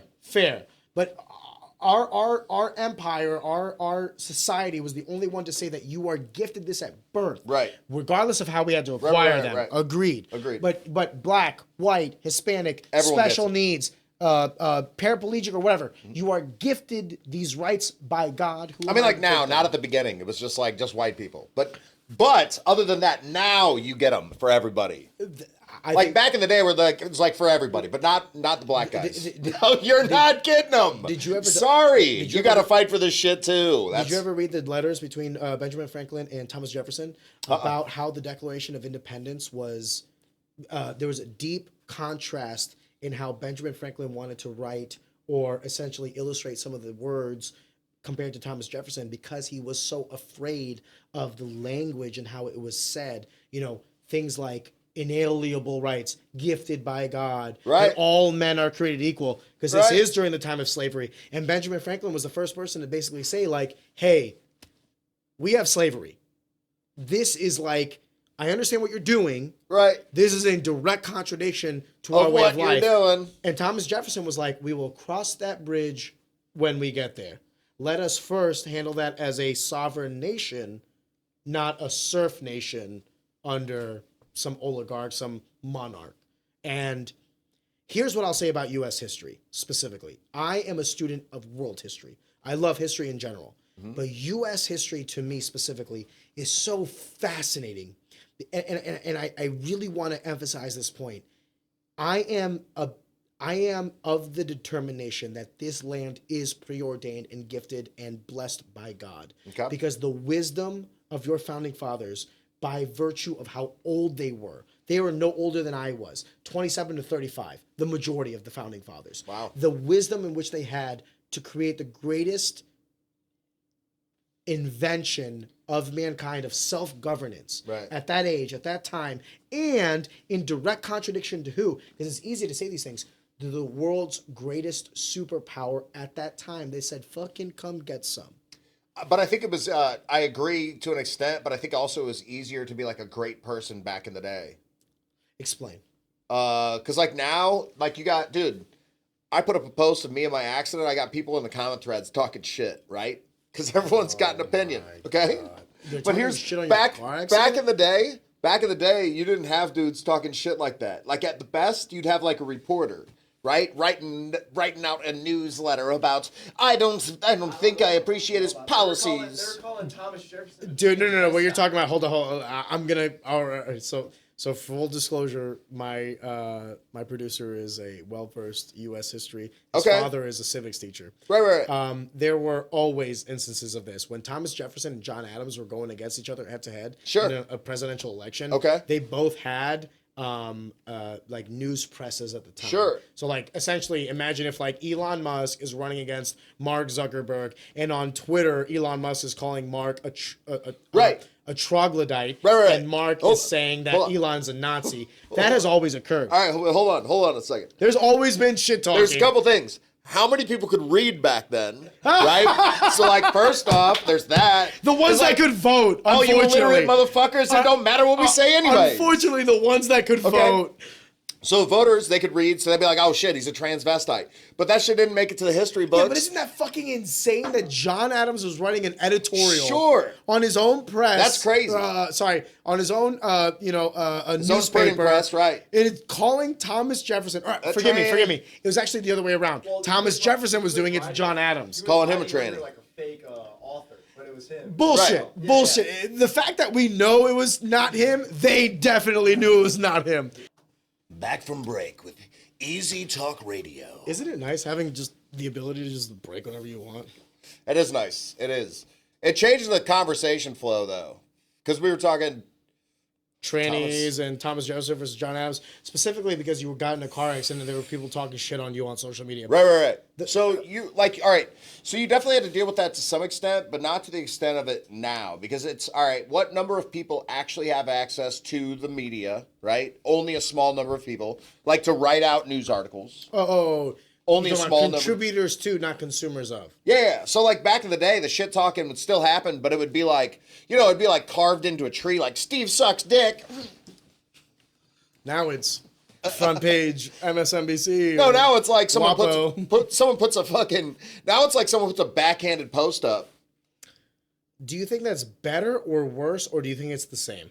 Better or worse? It's the same. I think it's the same. But the platform's different, and I think this. Like, look, you see a tree carving that says like, "Hey, Jeremy sucks dick," and you're like, fuck that, I don't suck dick, and I uncarve it, right? That's kind of the end of it. On social media, you might have to deal with the same asshole, or even if it's not the same one, as you start to get more notoriety, you deal with more. What if I were to say, do you make comments on things? Hell yeah. Do you? Hell yeah. Really? Hell yes. Wow. Okay. I don't comment on like anything Oh, unless yeah. it's like a friend's thing that I'm trying to amplify. So like if I negatively feel about something, I just don't care. I stop watching it. So I think to myself, who is the kind of person who's commenting this negativity? Yeah. Well, all right, so check it.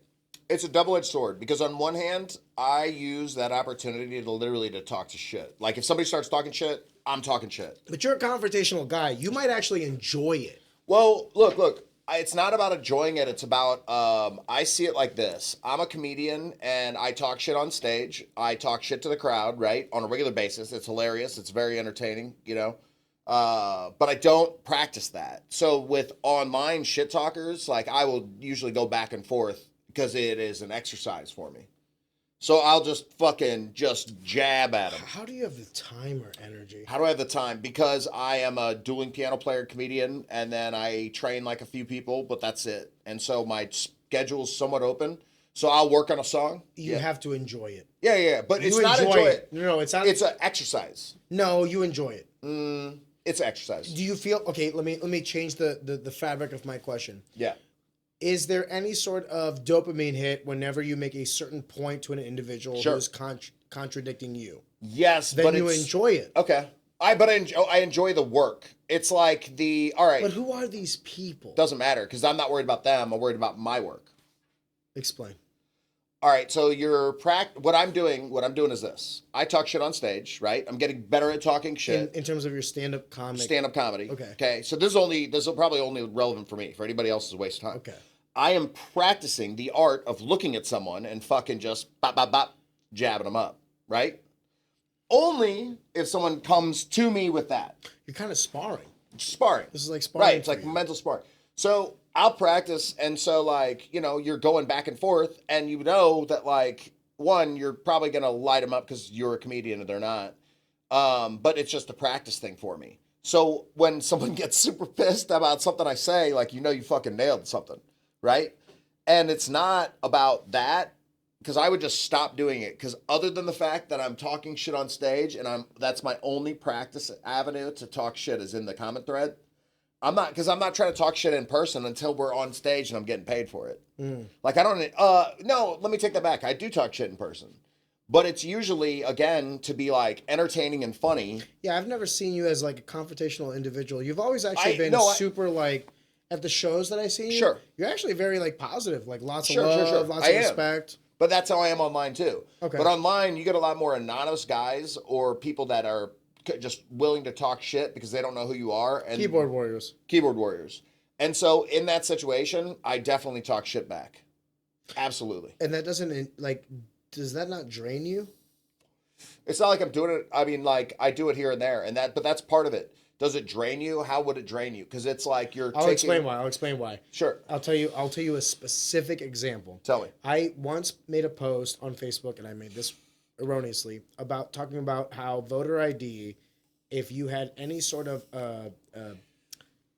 against or con to voter ID, it's 100% a fraud. And Steve Berger, someone that I actually admire and respect. Right. Okay. Obviously, politically, we are completely different. Sure. But I admire and respect the individual and his body of work. Was like, Arion, you're wrong, X, Y, and Z, whatever he said. Right. I said, listen, I don't have the time to message this on Facebook. I'm going to call you. I did call him. Okay. He did pick up. And we talked for 2 hours. Mm-hmm. 2 hours. Right. While I was working, I had him on speakerphone. 2 hours we talked. Right. And I was able to convince him that voter ID was a good thing if the U.S. government subsidized the IDs of every U.S. citizen. Okay. Which I was like, okay, $3 an ID. Okay. Right. Fine. I'll pay my taxes for that. Maybe. If you can't come up with $3, I don't think you should have a political opinion. If. So that we agreed on that. But then after we were done with that conversation, like, he's going to vote Kamala. I'm going to vote Trump. Sure. It took 2 hours of my time and my attention to convince this guy on this one topic of voter ID that he was wrong with a caveat. Okay. And that is that the government subsidizes IDs. Okay. And I thought to myself, this is such a losing battle. Well, here's the question I have is, did you feel like your relationship grew at all by talking to him? No. Okay, so that's the losing battle. Because here's the thing, is you're talking to me right now for a couple hours. Okay, I can't speak for him. Yeah. But for me, no. Yeah. For me, no. Maybe he likes me more because I was able to kind of reach across the island. I don't Maybe. know. I can't speak for Steve, but like after I was done with that, all I could think to myself is like, he's consuming 10 hours of media that propagates his worldview. I subscribe to him 2 hours of contradictory input, and I could only get him to reach the middle if I was willing to give a little bit of ground. Yeah. So look, with that kind of thing, that's different than what I'm doing, because that you're talking about engaging with someone across a political discussion. I care about Steve. Right. I You think know he's you have a wrong, personal and I relationship. want him to know he is, and Sure. I want him to change. I don't like, look, I will have a conversation with someone. I don't want them to change. I just want them to listen, right? Because I don't ever expect someone to change their opinion because of Then what why I waste say. the time? Well, the time spent shouldn't be trying to change someone's opinion. I just want them to listen. Like, all right, why What waste? if Hold on, they hold on. are wrong? But that's the point. That's my point. Is this? If they're wrong, they should still. If they're wrong or if they're right, they should still be able to listen to me. Okay. And so, like, if someone's not willing to listen, like, it doesn't matter if they're right or wrong. They just need to be willing to listen. Now, if you're not willing to listen, you're in a different animal. You can't even argue with someone about whether you're right or wrong, because you're in a one-sided opinion. Your knowledge base is only from one direction, and you can't say you know, because you're most likely wrong because you've only got info from one team. If at least you're willing to listen to other people that don't have the same opinion as you, then you can say, well, I have an opinion on this because I've listened to these guys, and here's what I think is happening, right? How much of the conversations you have, and this is a weird question to ask, so I hope I do it justice. Do you feel like when you talk to these individuals, they genuinely believe the train of thought that they're portraying, or do you think they're regurgitating what they have heard? Both. Because they're like, look, right now there's this weird thing going on in the media, right? Liberal media, in whatever you want to call mainstream media. It is almost always liberal to the left. It's one-sided, whatever. But if you're listening to mainstream media as your source of information, that means you're only listening to one side of the aisle, and you're not thinking about actual reality. And I don't agree with that. you don't agree with that? No. I do, and here's why. 'Cause I think Fox News is the opposite side to that. I had Sid G on, But here's, and I yeah. had to explain to him, because he was explaining to me that by drill baby drill, we would solve inflation. What's drill, baby, drill? Expanding the oil reserves of America. Okay. And I had to explain to Sid because, and I want to be careful how I say this. I think Sid is a patriot and he means well, but it was clear to me immediately that he is a Fox News individual. Okay. And I'm not saying that if you follow mainstream media exclusively that you're somehow uneducated or whatever. But what I am saying is if you never contradict or what was the famous quote they say, like, if you can't argue both sides of an argument, then you don't understand the topic. Yeah. It was clear to me that Sid could not argue the opposite of that topic. And so Sid, a conservative leaning individual, only necessarily going through mainstream media, Fox News, was equally, what I would describe as equally misinformed or maligned in terms of his thought. Right. As someone that I would see, and by the way, I do agree with this, that the majority is liberal. But that's what I'm saying. However, it is not exclusive to liberals. So what I'm saying is this: is But do you agree with me? Kind of. Fox News Well, to an is extent. CNN to Republicans. to an extent. So here's what I'm saying is, there are a ton of liberal media companies, and Fox News seems to be the exclusive right-wing media company. Okay, fair, but Fox News is also the most watched. Okay, but what I'm getting at is this: if I'm flipping through the TV, right? But I'm a that's the random. difference between average and median. So if you were to do a pie chart, you say there's four guys on the right, four guys on the left, one guy on the right. Right. And I go, oh, wow, he's outnumbered. But But then if if the you one think guy about- on the left has 50% of the pie chart, Sure. then it's equal. But when you're talking about pie chart, you're talking about the listeners. What I'm saying is this: they might have, like, Fox News might have, what do you say, 50%? I think Fox News, I don't know this. Well, all right. Fox Let's News make is the- believe based off the voters. Well, Fox News has the highest numbers. Okay. Now, if you take MSNBC, CNBC, CNN, and if you add them together, I don't know that number. Okay. All I am saying is that, yes, they have the numbers, but the number one is Fox. Okay. That's all I'm saying. So here's what I'm saying: if I'm average Joe, doesn't know jack shit, all right, I flip the channel, whatever the channels are now, right? I'm flipping through 10 channels, 2, 4, 5, whatever you're watching on it. You have a higher propensity to hit a liberal man. You're gonna see more liberal news sources. So if you just see more even if Fox News is the most watched, which one, when you see 5 and 4 of them are 100% one way and one is only one way, the opposite, what are you going to do? You're going to be like, these other 4 guys are probably correct. That guy's probably wrong. Here's my caveat to this argument, and I think you would be right 30 years ago. The problem is, my generation, exactly where I was going to go with it.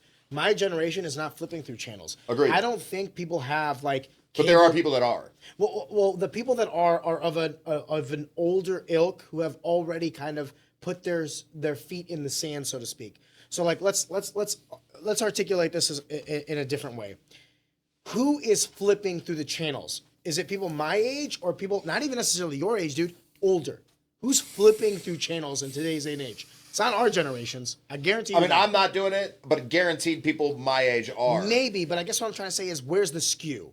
As age increase, the likelihood of flipping through cable channels increases. Sure. So as age decreases, that decreases. Absolutely. Now, if you're a media company, do you like that trajectory? No. You can't possibly like that trajectory. No. You're going to die in the next generation by virtue of that trajectory. Sure. So like 30 years ago, I would have argued that you are absolutely correct in that if there are 3 liberal channels and there's 1 conservative channel, then you have a 3-to-1 likelihood of hitting those liberal channels before.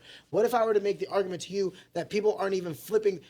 My generation does not watch news. Mm-hmm. They don't watch CNN, Fox. I don't watch Fox News, CNN. Right. I don't watch any of that. Right. It's all Say that again? The median ages of each. CNN is 67, Fox is 69, MSN is 70 years old. Okay, so the median age of CNN was what? 67 years old, the median age, meaning if you were to do a parabola cheat of like, not the average, because the average is the numerator divided by the denominator. This is the median where the most people of a certain age, right? Like it's a more accurate assessment of who your target market is. 67? Yeah. 67 was CNN. Fox News was older. What was Fox? 69. 69. And which one was 70? MSN. MSNBC was 70. So, but what does that tell you about all the mainstream media? It's kind of what I was saying earlier, that all of these are like aging, dying communities, forms of getting news to the people. It's legacy. Now, I don't necessarily think that new age media is like quote unquote better, because for every Sam Sulek and David Pakman and I would say Breaking Points is kind of in the middle. You have a Patrick Bet-David, a Tucker Carlson now doing his own thing.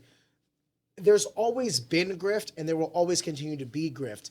I had a gentleman, Rob Donaker from Shamrock FC, messaged me literally 2 weeks ago and goes, Arion, how the fuck do you get news?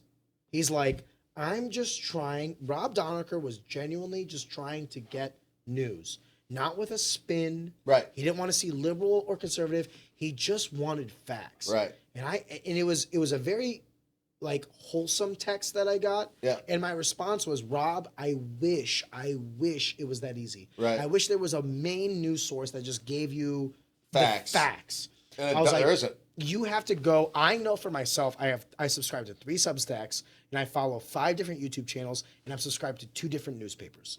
And the newspapers are both liberal. The Substacks are all conservative, and the independent are kind of like entertainment independent.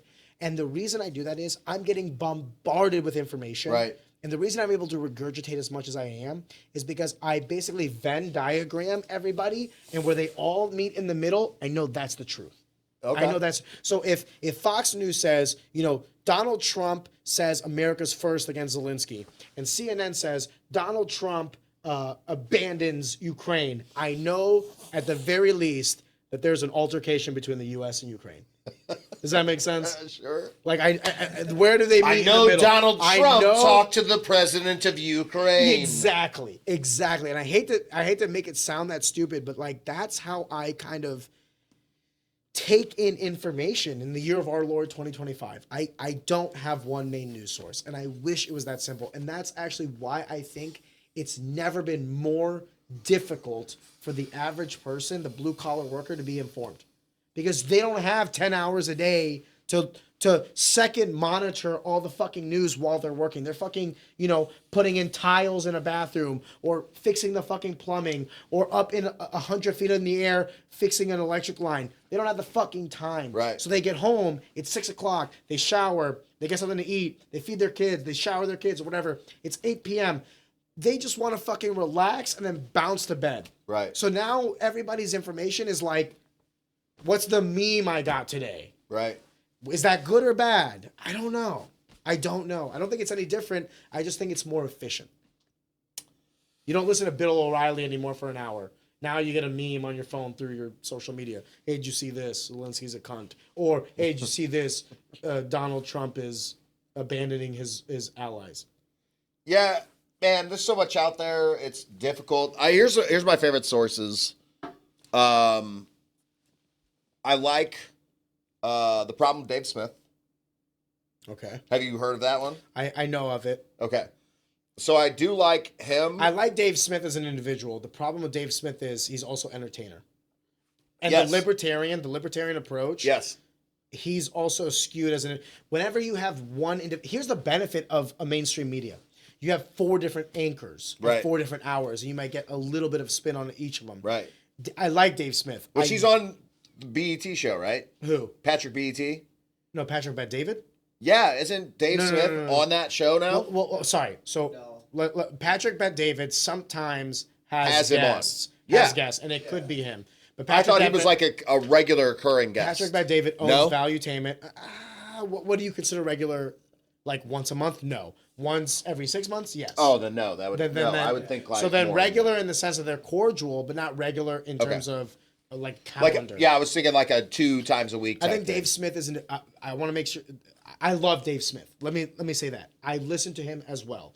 And I think, let me ask you this. This is like a personal question. When you listen to Dave Smith, when you listen to him, are you saying like, fuck yeah, fuck yeah, fuck yeah? Or sometimes are you saying, hey, Dave, you're wrong on this one? I just listen to him. And I think There's like no output? I just listen to him. I mean, at the moment, I'm just trying to listen, right? Okay. And so I'm not trying to judge the information, whether it's accurate. You're assuming it's all accurate, but then I listen to other people too. What are some of the other ones you listen to out of curiosity?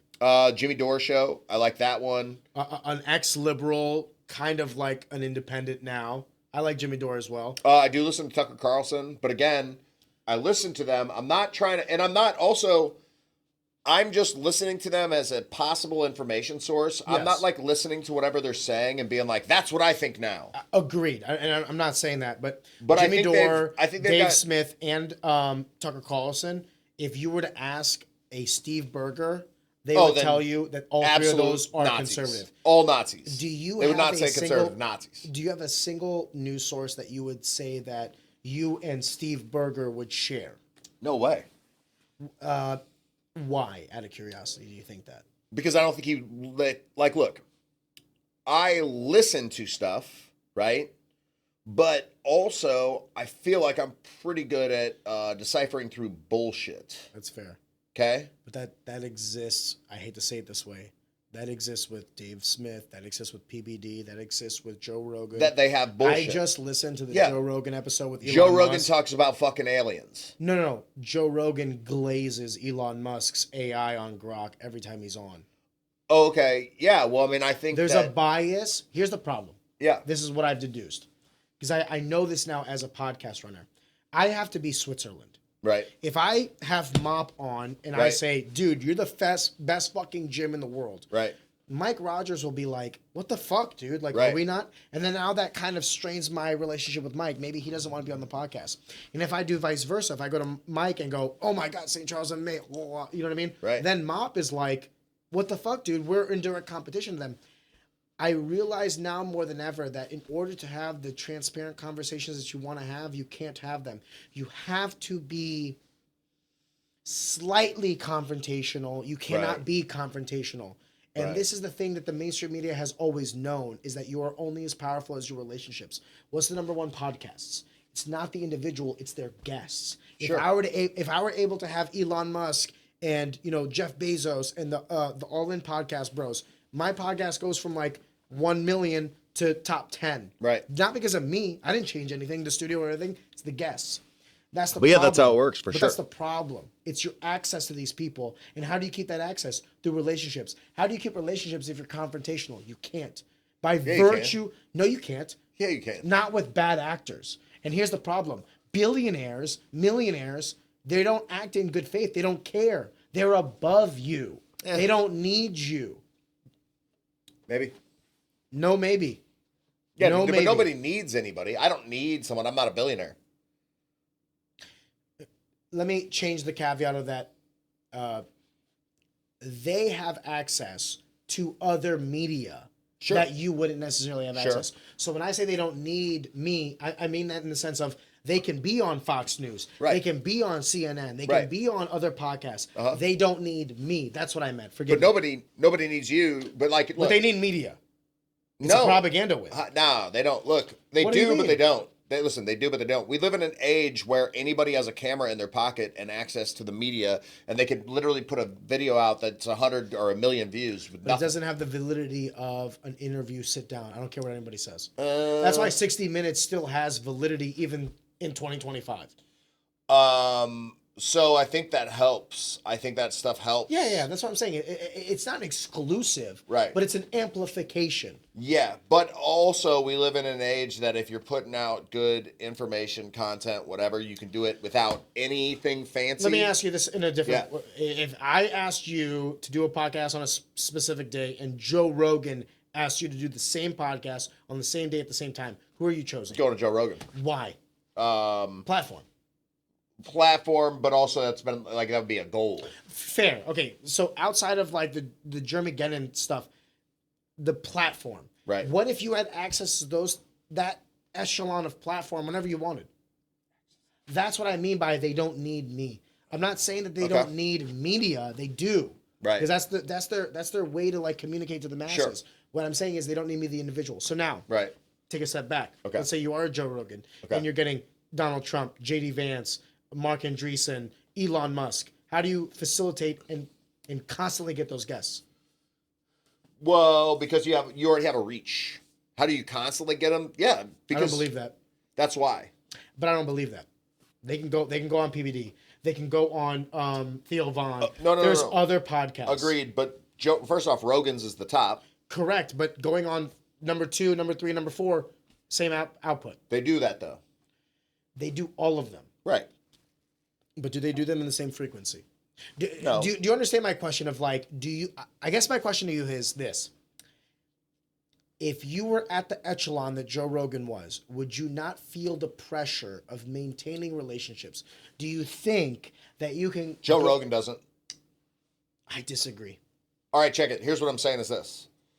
He seems to me like a guy who's kind to his guests. He seems like he's a non-confrontational person. He doesn't ever seem, because even when he talked about having certain people on, like Kamala Harris, he wasn't trying to have her on like a I gotcha, right? But was trying to have her on in the fair situation of, hey, I would do 3 hours or whatever. I agree.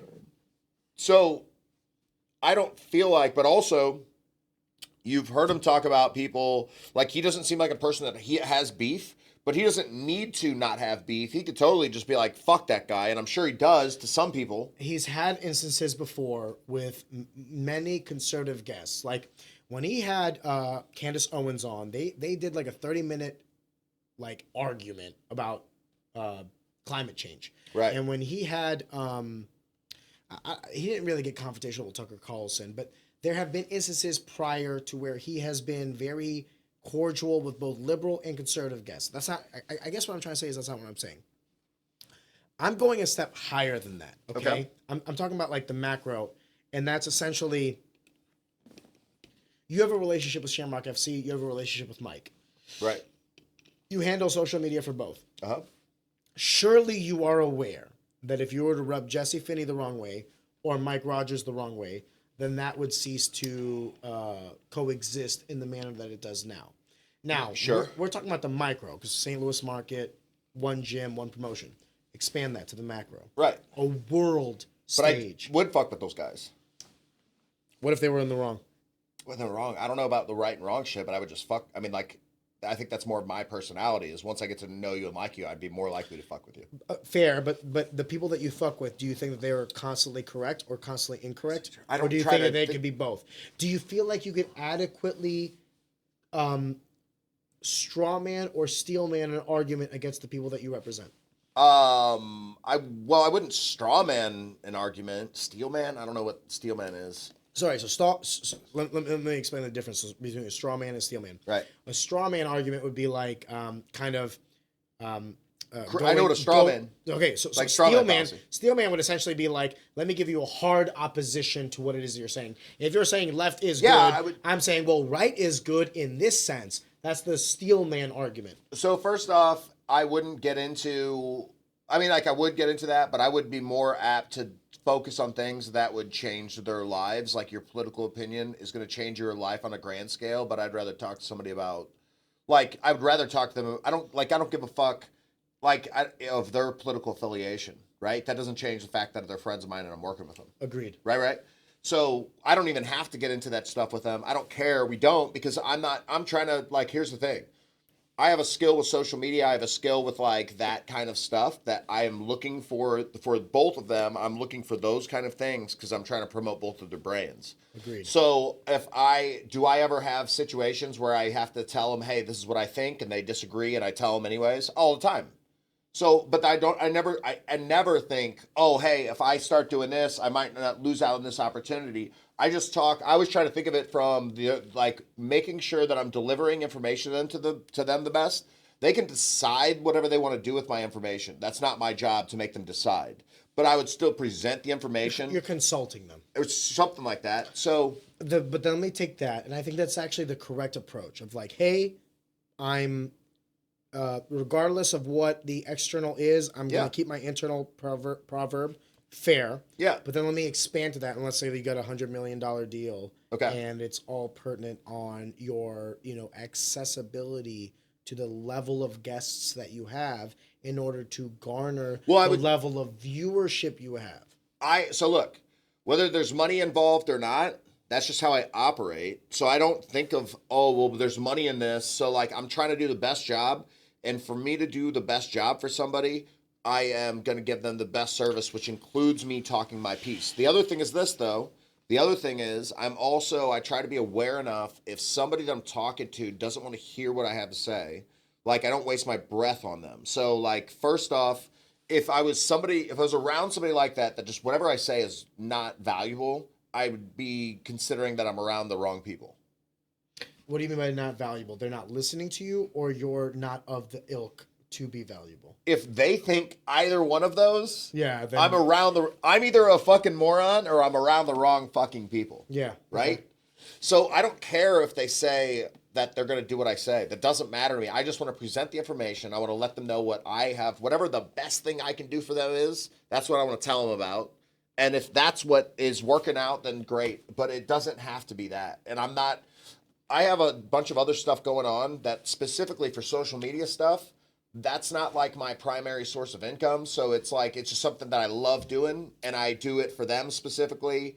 I do it for a few other people, but outside of that, the main thing I focus on social media is growing my own entertainment business. That's fair. Forgive me. I guess the only reason I kind of delve into this is, and maybe this is an internal thing with myself. Having a podcast has opened my eyes to a lot of the. Do you want something? No, I'm good. Okay. Having a podcast has opened my eyes to a lot of the logistics of a podcast. Everything from booking guests, interacting with guests, keeping the relationships and all that.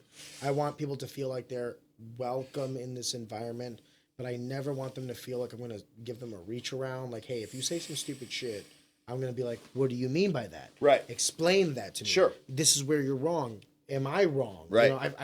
I've asked you sometimes today. Yeah. But I'm like, here's what I think. Let me know what you think. You know what I mean?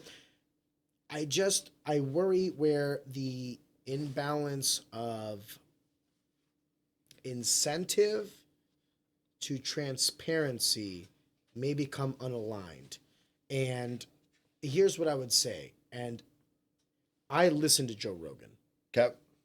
So I am by no means saying that don't listen to Joe Rogan or anything like that. listen to episode 500, episode 1000, episode 1500, Yes. episode 2000. Now, everybody will change. I've changed from episode 30 to 60. I've gotten better at this with the reps. But what I am saying is listen to the guests, listen to the level of guests they have, and listen to the power dynamic. Let me put it this way, another way. If I made a certain amount of money and I worked in finance and I was talking to another person that made a certain amount of money and in finance and I was superior to them, the tone of the conversation would be like mentor subordinate. Probably. If I was equal with someone, it would be mutually beneficial or horizontal. Right. And if someone was above me, it'd be much more respectful, much more allowing for certain things. Right. And I think what's happened with Joe Rogan on certain guests, not all, but certain guests, when Mark Andreessen comes in and says certain things that are factually incorrect and there's no rebuttal to it. Right. I don't think it's because Joe Rogan doesn't know. Right. I think it's because Joe Rogan doesn't want to cause a confrontation. When Elon Musk comes in and says 80% of the most recent podcast was like, good job. 10% of it was just like bullshit banter, UFO bullshit. 10% of it was like, Elon, you're wrong. I would have liked at least the counter. You've said a lot of shit tonight. I've said a lot of shit tonight. I hope you feel like at any moment you could be like, Aaron, you're wrong. And at some moments when you say things, what do I say? Expand, explain. Right. Like I give you the benefit of like, hey, you said something, I'm unsure. Can you elaborate so that I can understand where my process is with where you are? Sure. And we've pretty much fallen in line on a lot of things, or at the very least, the things that we don't fall in line with is like, right. But that's how I am with everything. Conflict, right? I haven't, but I don't think this. I think it's better to have just shared ideas than to have conflict. And I think you're not having the same idea. Like not having the same idea doesn't have to be a conflict. And that's what people don't get is they think that because you don't share ideas, there has to be conflict. Oh, he doesn't think the way I am on this, so then we have to be, no, don't fucking buy groceries from this fucking place. No, don't fucking go have business with this guy because he voted for Trump. Literally seeing that kind of shit, that kind of bullshit. And I mean, if you're just trying to grow the divide, that's great. Keep it up. That's a great way to do it, you know? Well, let me add you to this, a different variable, though. I think you're absolutely correct.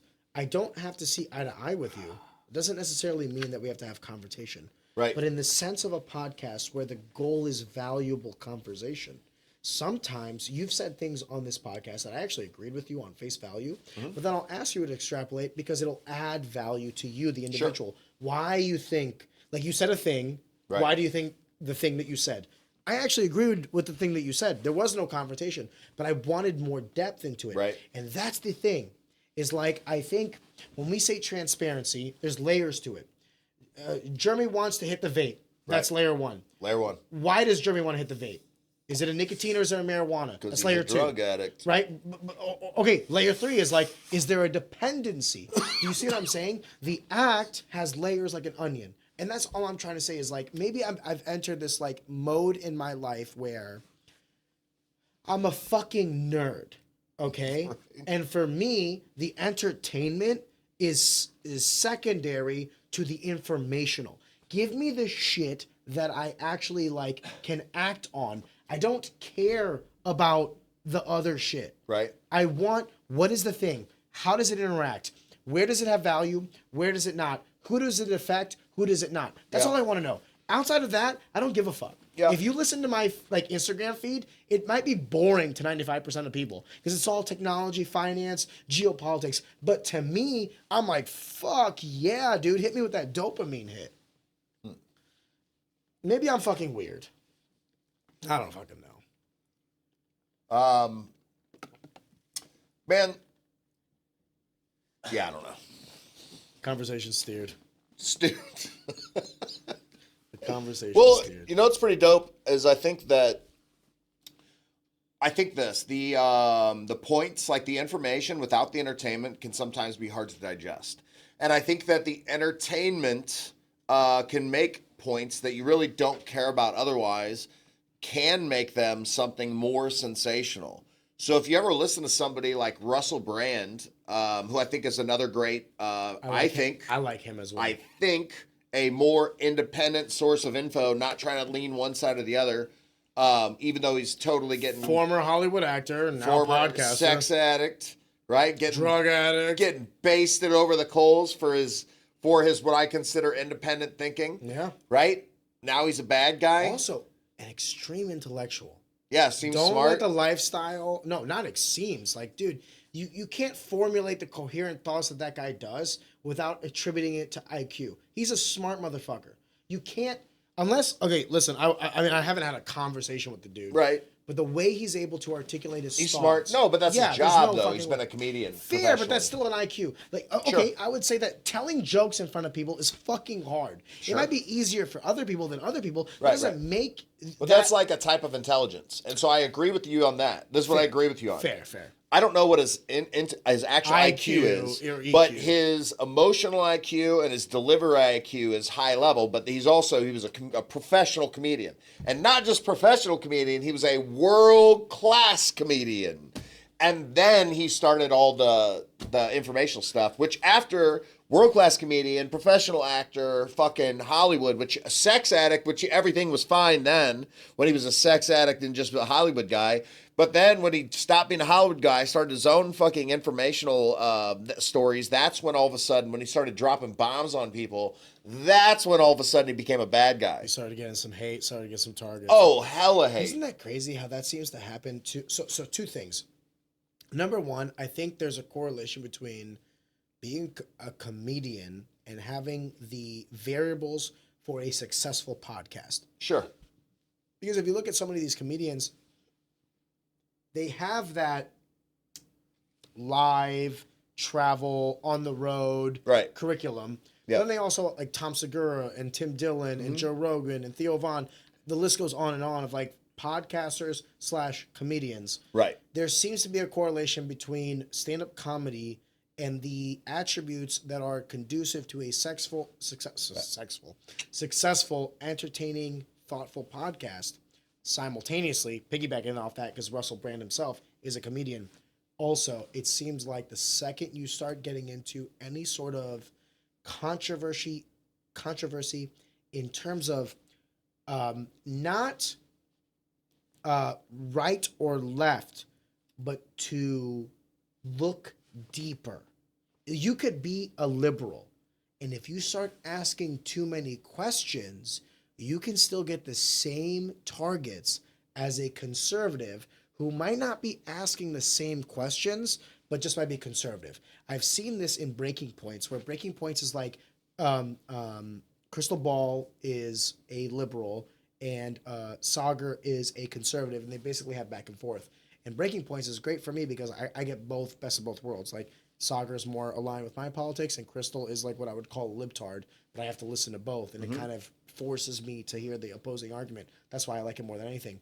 But Breaking Points gets a lot of flack for both. Sure. So like when Sagar talks, liberal comments galore. Right. And then when Crystal talks, conservative comments galore. Right. And that's what I was trying to kind of gravitate towards with you in comedy and stand-up comedy and Russell Brand. Right. There seems to be this like third layer of like, I don't give a fuck. And that's the stand-up comic. Yeah. And that seems to be the best base. If wrestling is the best base for martial arts, comedy is the best base for podcasting. I would say, yeah. So I would say so. And the other thing is this.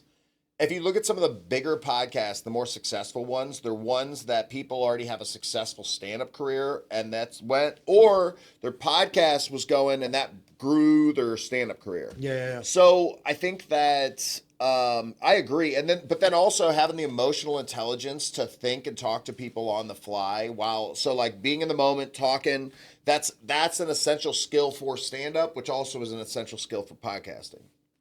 I think that skill is greatly diminished on the level of the guest. So I can tell you for myself, the conversations are so much easier with someone who can articulate and comment and actually talk versus the interview style. When I feel like we've been going for 2 hours and 7 minutes, I mean, Right. it flew by for me. Right.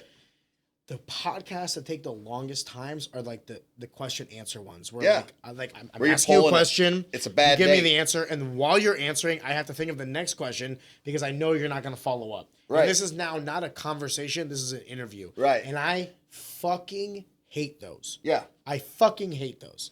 there's a correlation between repeat guests and the ability to have a cordial conversation versus one-timers and the interview style.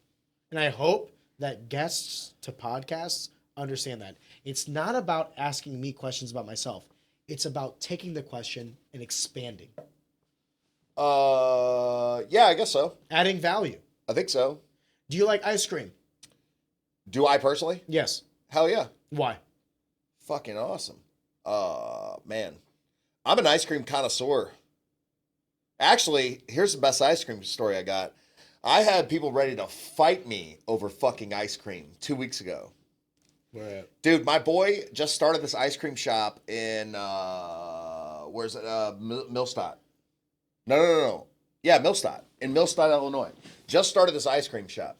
Ice cream shop's fucking, he bought it, previous owners, they're into it. This dude, I'm there, I'm just being nice. I'm like, hey, I'm gonna shoot an ice cream video. Do you see the ice cream video? Yeah. All right. I watch your social media. You're very entertaining. All right, so look, I put this ice cream video up. I'm not even supposed to talk about this. He's probably gonna be pissed. It's probably gonna ruin his fucking business. So I put this ice cream video up. I'm like, hey, what's up? Jeremy here. I'm at blah blah blah. Happy whatever. I'm not even saying the name, so nobody dies. But it's pretty hard. It's gonna be easy to figure out now because it's like one. It's like one on ice your cream Instagram, shop in brother. Millstadt. So I'm like, hey, what's up? This is Jeremy Genin. I'm at this ice cream shop. It's gonna have great ice cream. They're signing a deal with this new ice cream company to bring higher end ice cream into the shop. Not that bogus store-bought stuff. And that was kind of the gist of it, right? So when I said store-bought stuff, I was referring to store-bought ice cream, okay? But all these people took it as like a personal affront to the fucking previous ice cream owners. Christ. Bro, I had people ready to fight me in the fucking park for ice cream, which I was always down for, am down for. But it was insane having grown-ass men literally arguing with me over an ice cream video. That was it. Do you think any of these men would have that same fervor if Hell it no. was in person? If it was in, fuck no. Why? Do you think the immediate repercussion of physical violence, or do you think because Yes? the proximity, and this is a question I have for the podcast, but I'll explain why later. Yeah. Do you think proximity, the closeness of an altercation adjusts the altercation? But it's not, all right, it's not just about the actual altercation, okay? If I say, hey man, fuck you, dude, I get to see in real time your face be like, what the fuck? The nonverbals. Why did he say that about me, right? I was just inviting him, right? If I do that online, I'd be like, hey, fuck you, you gay bitch. There's no feedback, right? And then what's the feedback? If someone's like, no, fuck you. But for some of these guys that are professional shit talkers, like me, Dan O'Connor, or just random weird motherfuckers, right? At least I do it for entertainment purposes. The black belts. Yeah. Other like the fucking 19-year-old nerd kids sitting at home like, I'll kick your ass, pussy, right? But guys flame roasting people. So it's like you get these guys that are able to do that. They're able to be mean to people, but they don't get the real-time reaction. And so they did a study with people and I think it was like job interviews. And they found that people were 5 times more likely to say inappropriate stuff if there wasn't a face-to-face connection. So, like, if I say something weird to you, I could think of a million things to say weird. If I said something weird and you took it like a sincere fucking comment, I get that immediate feedback loop that I said I did something wrong. Okay. Ooh, I said something that made him feel uncomfortable. Right. Once you take that feedback loop away, people are way more likely to say crazy shit. And that's why some people, they just say shit on text because there's no feedback loop. If you say something in person, someone could be like, what the fuck? You know? If you say something via text, there's not really any bad. Have you had interactions with any of these kids, like sub 18-year-olds? Sure. Has it alarmed you at their inability to coherently communicate with you in person? Nah. I find that the social skills of people over the age of like 22, 23 and the people sub 22, 23 are vastly different. I don't, yeah, what a fucking geek. For every one of you, I hate to say it this way, look at your graduating class. How many are introverts? How many are extroverts? How many are the jocks? How many are the people that are social? How many are the guys that are getting pussy? And how many are the guys that are like anime club, chess club? I hate to say it this way, but like How many? What's the percentage? or let me ask you a better question. How many people are on the football team, second string, third string, Oh, never gonna be first string? that was me. Why do you think that is? Why do you think that trajectory is appreciating in the avenue of sensitivity and introversity? I don't know if that's a word, but to aggregate towards introverts. Are people more introverted or extroverted? Introverted. Why? Because they don't need to communicate. They can do it through their phone. Thank you. And I think like that leads to an ability to not take criticism. Like back to football. Like More than And- that. and More to than talk that. More shit. than that. Can I tell you something about business? What have I told you multiple times? What is business? What is business? Any industry, when you break it down, what is business? being social. Relationships. Relationships. Relationships. I have never done business with anybody that I don't like. If I can't have a beer with you, if I can't talk to you, if I can't feel like we see eye to eye, I'm never going to do business with you. Even if you're the smartest motherfucker in the room, because it's going to be But- like oil and water. Have you ever had that thought at Quick Trip? Expand. At Quick Trip, you ever think like, oh man, I'm gonna have a relationship with this guy? No, like you stop in, you pay money, fucking get gas, get stuff. That's not true. I've had waiters that I've given jobs to. Okay, but what I'm saying is this. There's a lot of people as far as business decisions go that you think about it a lot more than others.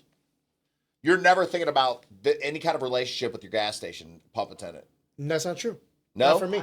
I have a relationship with my clerk behind my I have. Listen, If someone I have, but right now I do not. I can only speak for myself in this endeavor. So this is anecdotal evidence. Sure. If I see within an individual the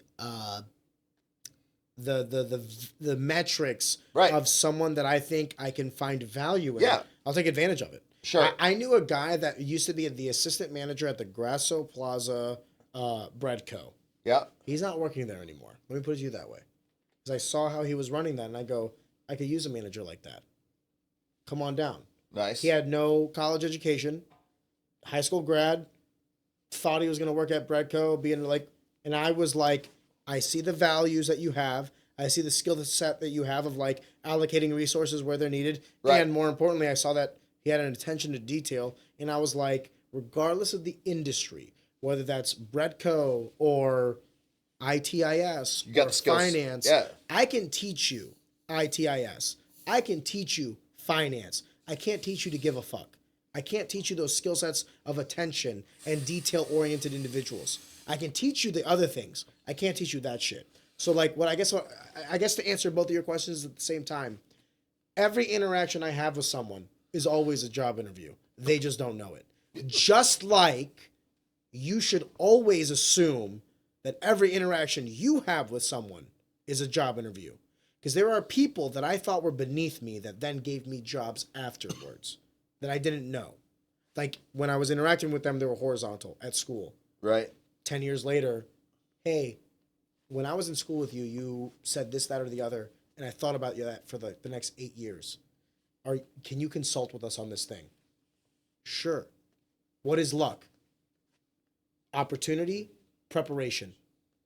If I'm prepared for an opportunity that never arises, I can't get lucky. And if I'm opportunity rich with no preparation, I'm dumb as fuck, I'm a loser. You need both. So I guess what I'm trying to say is, yes. I just don't think people understand that in the grand sense. I said this once and I'll say it again. Being an introvert in 2025 is the single worst thing any man, I don't know women, man can do for their life. Understanding individuals, having those soft skills, being interpersonal, finding middle ground, transparency, respect, admiration, that will get you farther than anything on a piece of paper. I've seen it. This is not, forgive me, this is not up for debate. I know high school graduates that are directors of departments making six figures, managing college graduates that don't have an ounce of actual skill. This is the reality of the corporate workplace. I'm not saying this as like a theory. I'm saying this as anecdotal evidence. So to answer your question, every interaction I always have, ever since the age of 27, because that's when it dawned on me, is a possible job interview. I try to exert myself as transparent, intellectual, and fair, because I never know when someone's going to hit something and they might require my services. And that interaction they had with me 5 years ago might come into power. The only reason you have this job is because of how you interacted with me. It has nothing to do with your skill set. Anybody can do your job. Would you agree? Yeah. Why do you have it? Our relationship. Exactly. I know that too, with my employers, with my consultancy, with everything that I have. It is not my intellect. It's not my watches, my suits, my car. It's my relationships with them. And that is the thing that humbles me the most, because anything that was birthed by relationship can also die by relationship. So forgive me, to come back full circle. Long story short, I asked this question of, do you like ice cream? And now we got 20 minutes of deep conversation from, do you like ice cream? I guess. So when I tell you some episodes on this podcast are easier than others, this is what I fucking mean. I can ask one question. I don't have to think about question number 2. We're fucking 30 minutes in on question number 1. We were talking about butt fucking in rehab. Now we're talking about entrepreneurship. Make it make sense. Make it make sense. Oh, is that good or bad? It is. It is. What was this what you expected? This conversation, the podcast, everything? Whatever. I figured. I don't know. I've heard a couple episodes. I catch more clips. You guys are great at clipping stuff up. Interesting that you say that. I'm glad that you said that.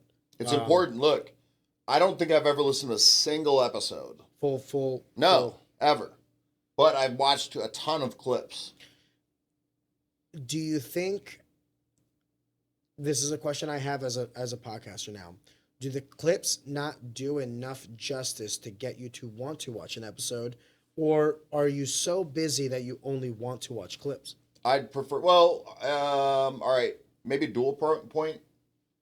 Here's what I would say is this. I love watching the clips. Love the clips. Clips make it easy to digest. Number 1. 2, do you keep the link of your podcast to the top? Like on your Instagram page, you got clips up, but you have the podcast link up? If you go to our information on our Instagram. So the answer is no. No. If you go to our Instagram, like our about, yeah, it's YouTube, Spotify. That's it. You got the My description is just the podcast. Okay. YouTube, Spotify. Okay, great. So I would just say, why would I get it's not like a conscious decision. Are you spending more time on other things? Oh, well, here's really it. I listen to Rogan podcast. I listen to a couple other people. I other than talking shit online, I literally am nonstop working on piano, working on comedy stuff. Most of my time is working on that. So I would just say I don't have time for any other podcast to hop on the list. That's not an insult. That's actually constructive criticism for me. Because what I'm doing is not enough. You like the clips enough to watch them. Yes. But you don't like the clips enough to click on the episode. I don't have time. And that's fair. But here's the thing. I disagree with that. People make time for what they want to. Yeah, but... So it goes back to my thing of you would have made time if the clip was good enough. So that's like me needed to work on my clips a little bit. Because that's the whole purpose we make the clips. Maybe. There's 2 reasons why we do the clips. Number 1, I want to give the guest a thing. I would make your majority, whatever your casts are, I would make the majority of your time on the clips. Because the clips are what is going to reach the most people. And look, I am not the guy because I don't have fucking time. And my time, like you said, people make the time, right? But what you need is more people that digest podcasts that have some free time. Because, I don't even have time for Rogan. You know what I mean? And here's why I started listening to the Rogan podcast. I started listening to it because I wanted to be a comedian, and I heard him having these comedians on his podcast. And I was like, man, if I listen to these comedians, they're going to, drop info on how to become a comedian. So I started listening to it, I think in like 2016, just trying to figure out how to get into comedy. You were looking for that inside. The inside track of these pro guys and what they're doing. So any podcast that I saw that had a comedian on it, I would listen to that episode, right? And I would try to not listen to the other episodes. But eventually they'd be like, oh, this guy's kind of interesting. And then you get pulled in this fucking rabbit hole where now it's like, I still do the same thing where I mainly focus on listening to comedians. But it's like, it's almost like a lot of guys don't want to talk about the beginning roots of where they came from. You know what I mean? I don't have that problem. But I know, but there are a lot of people that do. Yeah, that's fair. That's fair. And especially for people, like, look, for people that are full professionals, they don't feel that need to hide the roots. For people that are like beginner level professionals, or maybe they're not that confident in themselves, they don't want to talk about their humble beginnings. But that's what it takes on everything. So then, on that topic, how does an individual like yourself, because you surprise me in a lot of ways. You are a piano duelist / in the martial arts realm / podcaster / comedian / I mean, you wear many hats. Uh-huh.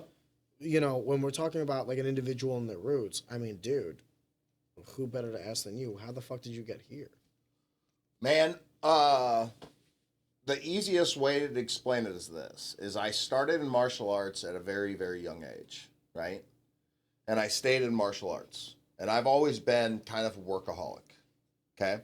So I've been, you know, as soon as I graduated from high school, I was in the military, and I learned to really consolidate time, like pack as much as you can into a full day, right? And I think in high school, like I got expelled from school because I had so much time on my hands that I would just become deviants, right? Like I would Elementary? High school? No, in high school. High school, okay. Like I got in Secondary, right? What's that? High school is considered secondary education. And then higher education is everything after high school. Elementary is before high school, secondary is high school. Right. And then post is college. So I got in trouble being a fucking HDAD kid, you know, throughout my life. But high school was exceptional because it was like I was in maximum overdrive and I was ready to I liked joking around and practical jokes, and like that wasn't a thing then. I pulled a joke. I broke it onto high school. I stole the PA microphone, and I got kicked out of school for it, right? In their defense, let's So practical joke they didn't think was quite so practical, nor did they think was a joke. But I got in a lot of trouble being a comedian even then.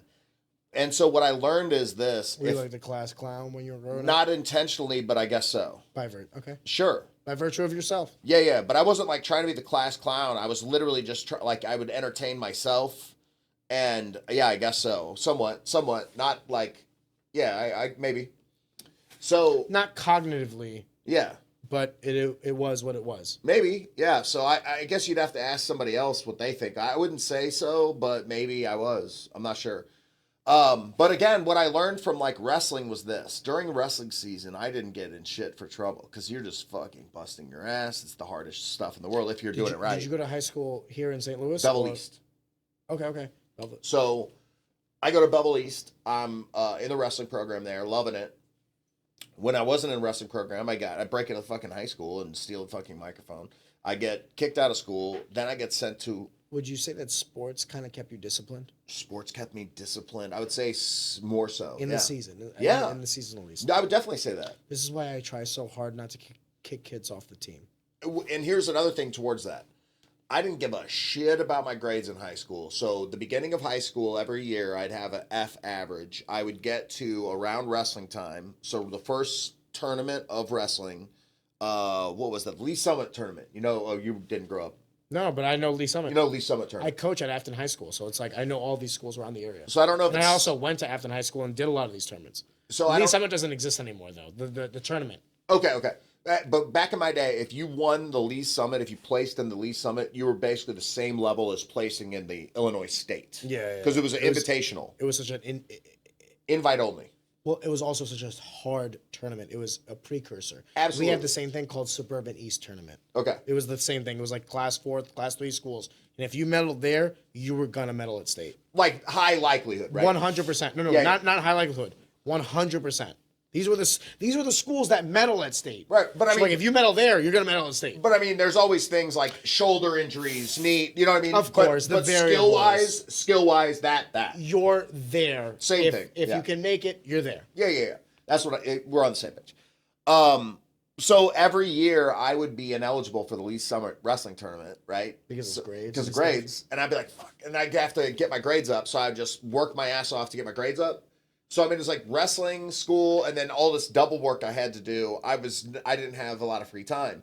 So that was all, hard work. And yes, it definitely taught me to be disciplined. And I didn't learn that lesson till probably 25, that I just needed to make sure that I'm busy. Like they got dogs, they're bred. There's some dogs that they could be a house dog, it's okay. They don't need much room. They'll be fine. Some dogs, no, there's a high activity dog. You better work this fucking dog or he's going to be a problem. That's what I feel like. Because I feel like if I don't stay busy, I become a problem. If you don't find them an outlet, they'll find them an outlet. Yeah. I agree 100%.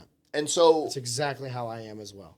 So the other thing is I hate getting stopped. I hate because people will try and stop you on stuff, right? You're moving on projects or whatever, try and stop you for whatever reason. Might be jealous, whatever it is. I hate being stopped, so I always try to work on multiple things. Okay? But back to it. Wrestling discipline. So I go to Beverly East, kicked out, go to Governor French Academy. I love Governor French Academy. Learned a ton there. Great school. I still go back. I actually just went back there and taught a comedy class. So all ages, all high school ages. And I broke down comedy formulas, writing formulas, how to do it. So I'm getting to do stuff like that, which is pretty awesome. So then I don't graduate there. I go back to Bevel East for my graduating year, wrestling again, and then I graduate, right? So after that point, I'm starting to realize I need to stay busy. I stay active in martial arts, so I'm still training nonstop. I joined the military, nonstop training. I was in a year. I got a general service discharge. It was definitely not my thing. And I loved, my plan was, I was like, man, I'm going to serve my country when I went in, right? And then I got in and motherfuckers in my same platoon talking about killing people and murdering civilians and shit. And it really didn't sit well with me. And I felt absolutely the need to get out. Which was really, one of the tougher things I think I've done, to decide something that almost everyone around you is going to think you're fucking insane. You know what I mean? Well, here's what I'm going to say on this topic. I think that everyone fancies themselves a warrior. Sure. And I think it is easier to throw away humanity than it is to keep it when you're a warrior. Does that make sense? Yeah, I think it's easier to be a warrior when everyone's a nail. Yeah. It's harder to be a warrior when you understand some people shouldn't be. Right. Does that make sense? No, absolutely. To distinguish the difference is the humanity in you. Yeah, and sometimes I'm gonna be careful how I say this. I'm not a Marine. I'm not an Army man. I'm not a Air Force. Or I think it's an immeasurably difficult job, and I could only assume how difficult it is to discern right from wrong, civilian from combative. I have X, Y, and Z. I have respect for anybody, not anybody who served in the military. I have respect for anybody who served in the military that did it because they're doing something for their country. You know what I mean? Because not everybody is that. Some people join the military because it's a job. They need money. They're there for a check. And I'm not saying that's bad, but there's also people that join the military because they see it as part of their duty, and they're self-sacrificing for the same rights that me and you share now, right? That other people may take for granted, may value. Regardless, that's some people's that's their belief. Output is the same. The reason for the input may be different. Yeah, and so you can't you can't pretend that you deserve respect because you took a job, right? But you can You can get a lot of respect from me, at least, by you took a job that you didn't do it for a check. And people will be like, it's a military. They don't get a paycheck. But some people get a fat ass paycheck. And depending on what branch you go in, that definitely changes how much you make. So with regards to the military service, the variable that I see is opportunity cost. If someone is going into military service with the direct initiative of not necessarily being on the front lines, but let's say they're giving up opportunity cost, the dictionary definition is, what am I giving up for the action that I am taking, right? So like in order to coach wrestling, I have to give up time somewhere else. What is the value of that time that I'm giving up? Right. So this is how I feel about, by the way, you might want to move that a little closer to you for this. This is what I feel about military service. And I want to be careful how I say this. If you're an individual who's going to the front lines, regardless of the reason why, you deserve respect. You're putting your life on the line for this country. Sure. I don't care what that is. Even if you feel like you're a high school kid with, I got no options, this is the only way to the middle class, whatever, you're still putting your life on the line. If you are an individual who might be on like the service side of the military, like, cafeteria, operations, what have you, if you're giving up, first of all, there's a certain layer of respect for all of it, but then we're talking about tiers, right? There's like, thank you for your service, and like, oh my God, dude, thank you for putting your life on the line, right? The other one is also like, I was in the operations of, a gunner unit or whatever. Right. And I had the ability to get a full ride scholarship to university. Right. And I turned that down to be in the Air Force for my country. Right. How does that person not get your respect, even if they might not necessarily be in front lines, bullet No, flying? but that's what I'm saying. I'm not saying the front lines thing. I'm saying wherever your heart's at. It doesn't matter to me why you're doing what It doesn't you're matter doing. to me which branch. I mean, unless it's like Coast Guard, because that's not even a real fucking branch. You know what I mean? I mean, they're giving up time. I'm just fucking around. But no, I'm serious. Like for whatever branch you went in, it doesn't matter what branch. It matters what the intent is, what your heart was. If you had to go in because you're either choosing that or jail, like maybe not that much of a fucking hero. Does that mean you can't be a hero? No. But are you a hero for joining the military to stay out of prison? Probably the fuck not. That's fair. That's fair. But then the argument could also be made that person at any time could have chosen the seclusion and the isolation of prison and the safety of prison. Or could have been like, hey, actually you get to drink in the military. Or he's that guy at the trough at rehab. Or he's looking at your dick. Just staring the old dick down. He's like, hey, do you like butt fucking? I'm about to get kicked out of the Air Force for butt fucking. Don't ask, don't tell. That's important. I don't think they can get out of that. They might give you a medal. They might now. Now you do. They promote you. They promote you to general. They're like, oh, first butt fucking general. He's so brave. He's so brave. That's amazing. Salute. I have never heard the term piano dueling. Yeah. Until you said it today on the podcast. Oh, so let me keep going because it was relevant. Me telling you about martial arts. So I learned to consolidate time and just pack shit in the military. Got out of the military, stayed martial arts. I was a bouncer at some clubs, stayed busy with martial arts. Around 25, I started getting into fighting, right? So I was actually fighting, doing pro fights. And this is after years of wrestling, after judo. I learned basic kickboxing, but not anything on a great level. But I started training with this guy, just teaching me basic karate shit and boxing and kickboxing on a much better level, right? With guys that were fast as fuck. While I was doing that, one of the kids that I was training, he was bouncing at this piano bar and he said, hey man, do you think you could help us out on a weekend? Because we got like a real busy weekend. We're bringing in extra guys. They'll pay you more than average if you come in and help out for the weekend. Playing the piano. No.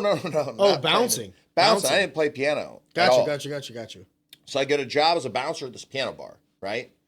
I'm there one weekend. They asked me to come back the next weekend. So then I'm there next weekend. Then they're like, hey, look, we've got a bunch of security guys that aren't taking the job seriously. Like, we need someone who's actually serious about this job. And you seem like you're going to be a professional. Would you be interested in being head of security? So I was like, I'm not doing anything other than drinking on the weekends. And this is a fun-ass bar. Fuck yeah, I would do that. So then they were like, look, name your price, we'll bring you on. So I told them what I wanted. They agreed, right? So I'm working at this piano bar. Um, I am bouncing at this time and they don't want to pay me what I quoted them. So like, I didn't realize there's a bunch of underhanded, shady shit going on, right? So all this money's flying out the door and they're paying me basically out of their own pocket. So they're making a shit ton of fucking money. I don't realize what's going on. But so they're paying me out of pocket to be the bouncer there. And so then they're like, hey, look, how can we get this guy out of our pet take and get him where he's making money, but just not, we don't have to pay for him. So they convinced me to start slanging drinks, right? So I start selling, no, like walking around with a tray of fucking drinks. Like I'm a cocktail server, right? And a bartender? No bartending. So a security guy. At first I was security. Okay, and then you were head of security. Then head of security. Now you're head of security who's also slinging drinks. So now they're trying to talk me out of being head of security and being like slinging drinks, walking around with fucking shots of trays and shit. Okay, right? They talked you into it. So they look like the guy, my buddy was doing it. Some dude tells him he's like gay or some shit. He took it real personal. He's mad about it. He's he's fucking super upset about it. Definitely did not work at rehab. Did not work at rehab, right? Because he would have been like, I will meet you in the bathroom. I will show you what I can do with this tiny penis. Like men. I will, yeah.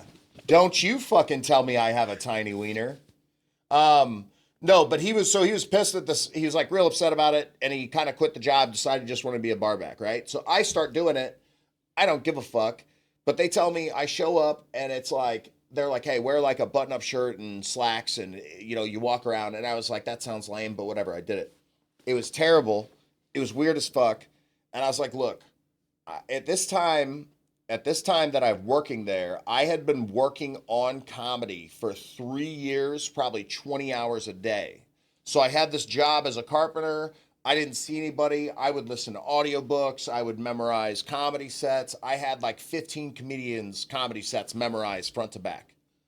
So I get this job, not random thing, these are happening, right? But I get this job and I'm like, look, I didn't make shit for money and whatever you guys are expecting me to do is not working. I was like, if you let me do this my way, I was like, I will make money, I promise. So they said, okay. So I just start rolling and I'm using all these comedy bits that I've worked on and I've been studying.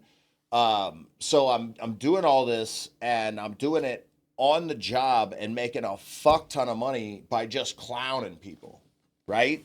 So like roasting people that are coming in, working the crowd, making sure they're having a good time, entertaining people, being like I'm roasting them, but also I'm like making sure I'm going out of my way to take care of them as well. Yeah. So really having just a fun fucking time. And a couple of the piano players were watching me. This one guy gets in town, like everyone was in-house player. This one guy, the only guy that would actually fly in from out of town, right? The student Mike Clement, he'd fly in, do a show. Well, he flies in one night, he's doing a show, and he stops me afterwards. He goes, hey man, he goes, check this out. He goes, I had the crowd all night, but every time you walk through the crowd, he goes, you steal the fucking crowd. And he said, he could have been weird as hell and been like, stop doing it, you're fucking up the show. But instead he said, hey, if you learn how to play piano, he goes, you're going to make a lot of money. Interesting.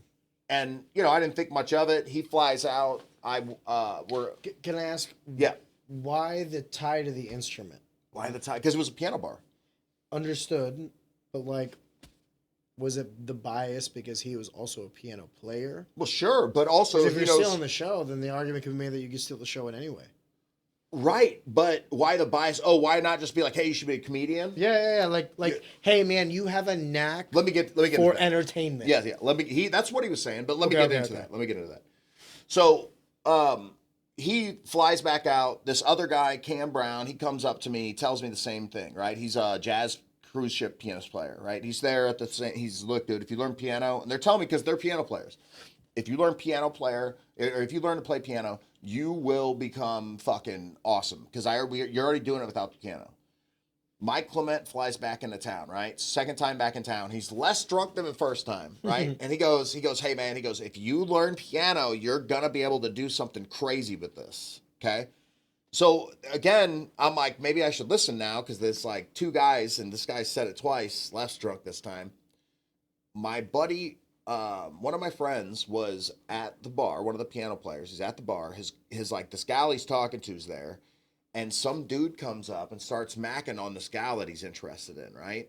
He doesn't know what to do. He just goes in the back, and he got clowned on for basically bailing on this gal for, like, got made fun of by the bouncers. Yeah, hey, and, man, you just got punked. right. But he's a piano player, and I love the dude. He's like nice guy. So I go over to him. I said, "Hey, man," I said, I teach like kickboxing, right?" And he goes, "Yeah." I said, "Well, I've been interested in taking piano lessons. Would you be interested in teaching me, maybe?" And he goes, "Man, I'd be interested in that." So then I go next door. So this is on the Laclede's Landing, okay? Dueling Piano Bar, comedy club next door. Huge comedy names coming through. Tracy Morgan comes through. Bruce comes through. I'm friends with the owner just because I work next door, right? I go next door. I talk to this comedian, right? His name's Marvin. He's a good dude. He's still a comedian to this day. But he was, it's all the Landing. I've never done comedy. And keep in mind how good of a dude, like, just to start talking to you and giving you insight into the career, right? And not treat you like you're some little bitch, right? Yeah. Mentoring you from the get-go. Out the gate, like just being a nice guy. Like, not mentoring, but yeah, sure, mentoring, I guess. He's taking time to give you info. Don't do this, do this. This is what I've learned. Yes. That's mentoring. Right, yeah, sure. So I say, "Hey, man, I've seen you, you're working here all the time. How long have you been doing this?" At this time, he was like, "I've been doing it for about 8 years," okay? And I said, "Well, hey, if somebody starts out the gate, is that about how long it takes them to, like, be making what you're doing?" He goes, "Yeah, probably about that." I said, "So what are you making a weekend?" He goes, "Man, I'm probably making $350 a weekend." I said, "Well, how much time do you spend here?" And he goes, "I got to be here Thursday, Friday, Saturday, Sunday." Okay? $350, 4 nights. Exactly what I thought. That's not a lot of money. That's a lot. It's a lot of time. How many hours now is what I want to know. Right? You could be like a server one night and make all of that. Right? I wouldn't say that, but I've done it. Yeah. So, so then I was like, well, damn. And then I go back to talk to one of the piano guys, and I'm like, "Hey, man, how long would it take you to become a piano player if you started at ground zero, just started going into it?" He said, "About 8 years." Okay, same time. Whew. So I said, "Well, what kind of money do you make if you're a piano player?" And he said, "Well, we make about like $15 to $17.50 a week." And I was like, "Well, that seems like a livable, much better, like a livable wage, Yeah. right?" So I was You like, can work with that. That's 4x what you previously said. right, Minimum. exactly. So then I was like, well, damn, if I spent 8 years to be a comic, it's going to be like $350. If I spent 8 years to become a piano player, I can still do comedy, right? Still do comedy, but I still make this more money. So I made the decision at that point. I was You like, did a no, cost benefit analysis in real Cost time. benefit. You're like, what's worth my time? yeah. So then I was like, well, that's what the fuck I'm doing then. I'll be a piano player. I can also do comedy. I don't have to worry about doing comedy. I'll just do comedy on stage. So at that point, I started taking lessons with that dude. We did lessons for about 6 months. You would tit for tat. You would teach him kickboxing. I would teach him kickboxing. He'd He'd teach me piano. His That's gal would insane. teach him piano. Steve and Jenny Lumen. I love them to death. God bless. So then, that goes on, and it's like our schedule isn't aligning. And I'm busy as fuck. So I'm like, fuck, I got to cut it. I've got to find somebody like that I can just really get into it with, Consistently right? with. Yeah. So I meet this guy, Christian, who's a piano player. And I try to book this guy like multiple times for lessons. Okay. So I'm booking him. I'm trying to find other people to take me seriously. But I mean, I'm a guy who is saying as an adult, hey, I'm going to become a piano player, and I'm trying to find a teacher or a mentor. And I'm going to be a pro, but I have 0 piano skill. I have 6 months of piano skill. And their average age of their clientele is Like like 5. 10. Right. Oh, even less. Okay. Like, you're delusional. Yeah, they're thinking, good luck, guy. Yeah. Starting way too late. You're a fucking nut job. So I'm trying to find people. They're like, they'll meet with me. They'll talk to me. And they're like, get this guy's a fucking loon.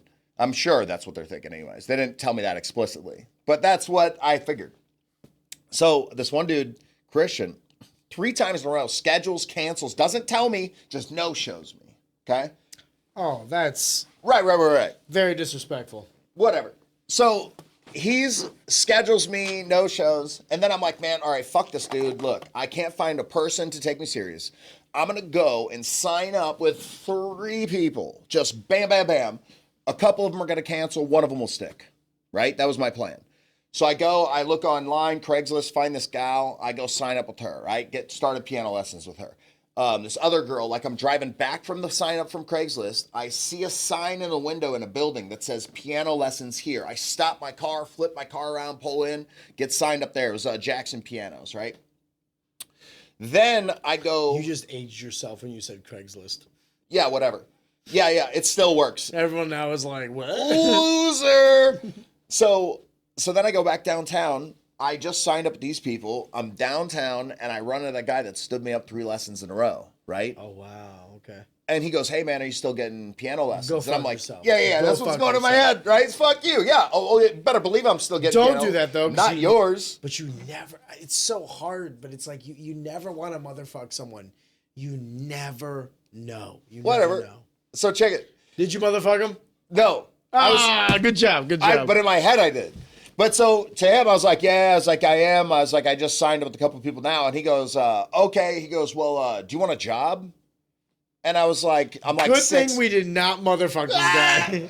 I'm like 6 months in. So I'm like, dude, you haven't heard me play. Because the second you hear me play, like, you're not going to be offering me a job, right? Not with that attitude. Not with that book. So he goes, I said, look, man, I said, you got to hear me play first before you say that. Because you haven't heard I don't know how to play, dude. You got to understand. That's why I'm taking lessons. He goes, no, listen. He goes, look, I just hired these 2 guys. Boring as fuck on stage, but they're sick piano players. He goes, I need a personality. He goes, I've seen you at the Big Bang. He goes, you're the guy that's entertaining the crowd without the piano. He goes, if I can get you, same thing, if I can get you that piano level, you bring that into the show, it's going to be fucking huge. He can teach you the piano. He can't teach the kids the other thing. Exactly. So I started with him, and we just started out the gate nonstop, and then I found one more guy. So like at the very beginning, I was taking 16 lessons a week, with those other people, and then 16 lessons a week. Okay? That's a lot, dude. It is, but I was dedicated, and I was a personal trainer at the time, so I made my own schedule. So I could easily plug in, hey, I'm gonna have a break here. Yeah, but 7 days a week, that means you're doing it at minimum 2. 4 days a week, 4 lessons a week. Yeah, I was four going to say lessons a day. 2.25 a week at least. Yes. So they would come to, like, I'm also training him, right? So 2.25 a day for a week. I lived 2 blocks away from the piano bar. They would come down, they'd train at my place, we'd fucking work out piano stuff. And so nonstop, 16 lessons a week. 4 days a week, 4 lessons a day. Right? But I knew if I started out hard like that, where I'm nonstop playing, I would get to a level of proficiency that I would just play on my own. Right? So I started out like that. Then a couple people one girl drops off, scheduling issue, can't do it anymore. Another gal moves to Tennessee, right? So then it's like I'm down to the 2 pros that are actually dueling piano players. And then the Christian dude, so he has like a mild cocaine issue. By mild, I mean major cocaine issue. I don't think I've ever heard the term mild cocaine issue. That was me downplaying I leave a it. great 9 to 5, but sometimes I go overboard. Yeah. So he's in this weird situation where he's doing blow. The owners are providing him blow. He's spending all of his money on blow, but then they pay for all of his room and his bills, right? All I'm saying is, sounds like a great deal. Does not sound like a bad deal. Everything's paid for and you get free blow. I mean, you're paying everything you have. Free blow. Yeah. I mean, just you're losing all of your money for blow. But yeah, not At least bad. you got a deal. roof over your head. I mean, we're only talking like $6,000 to $8,000 a month. But that's your blow budget. So anyways, I got a good cocaine story, but after the fact. all right. So he's like in this weird loop, right? He's working there, but I start training him, so he kind of starts to muscle out of it. He starts realizing he's in a little bit of a bad spot. Runs into his ex-girlfriend. She's Jewish.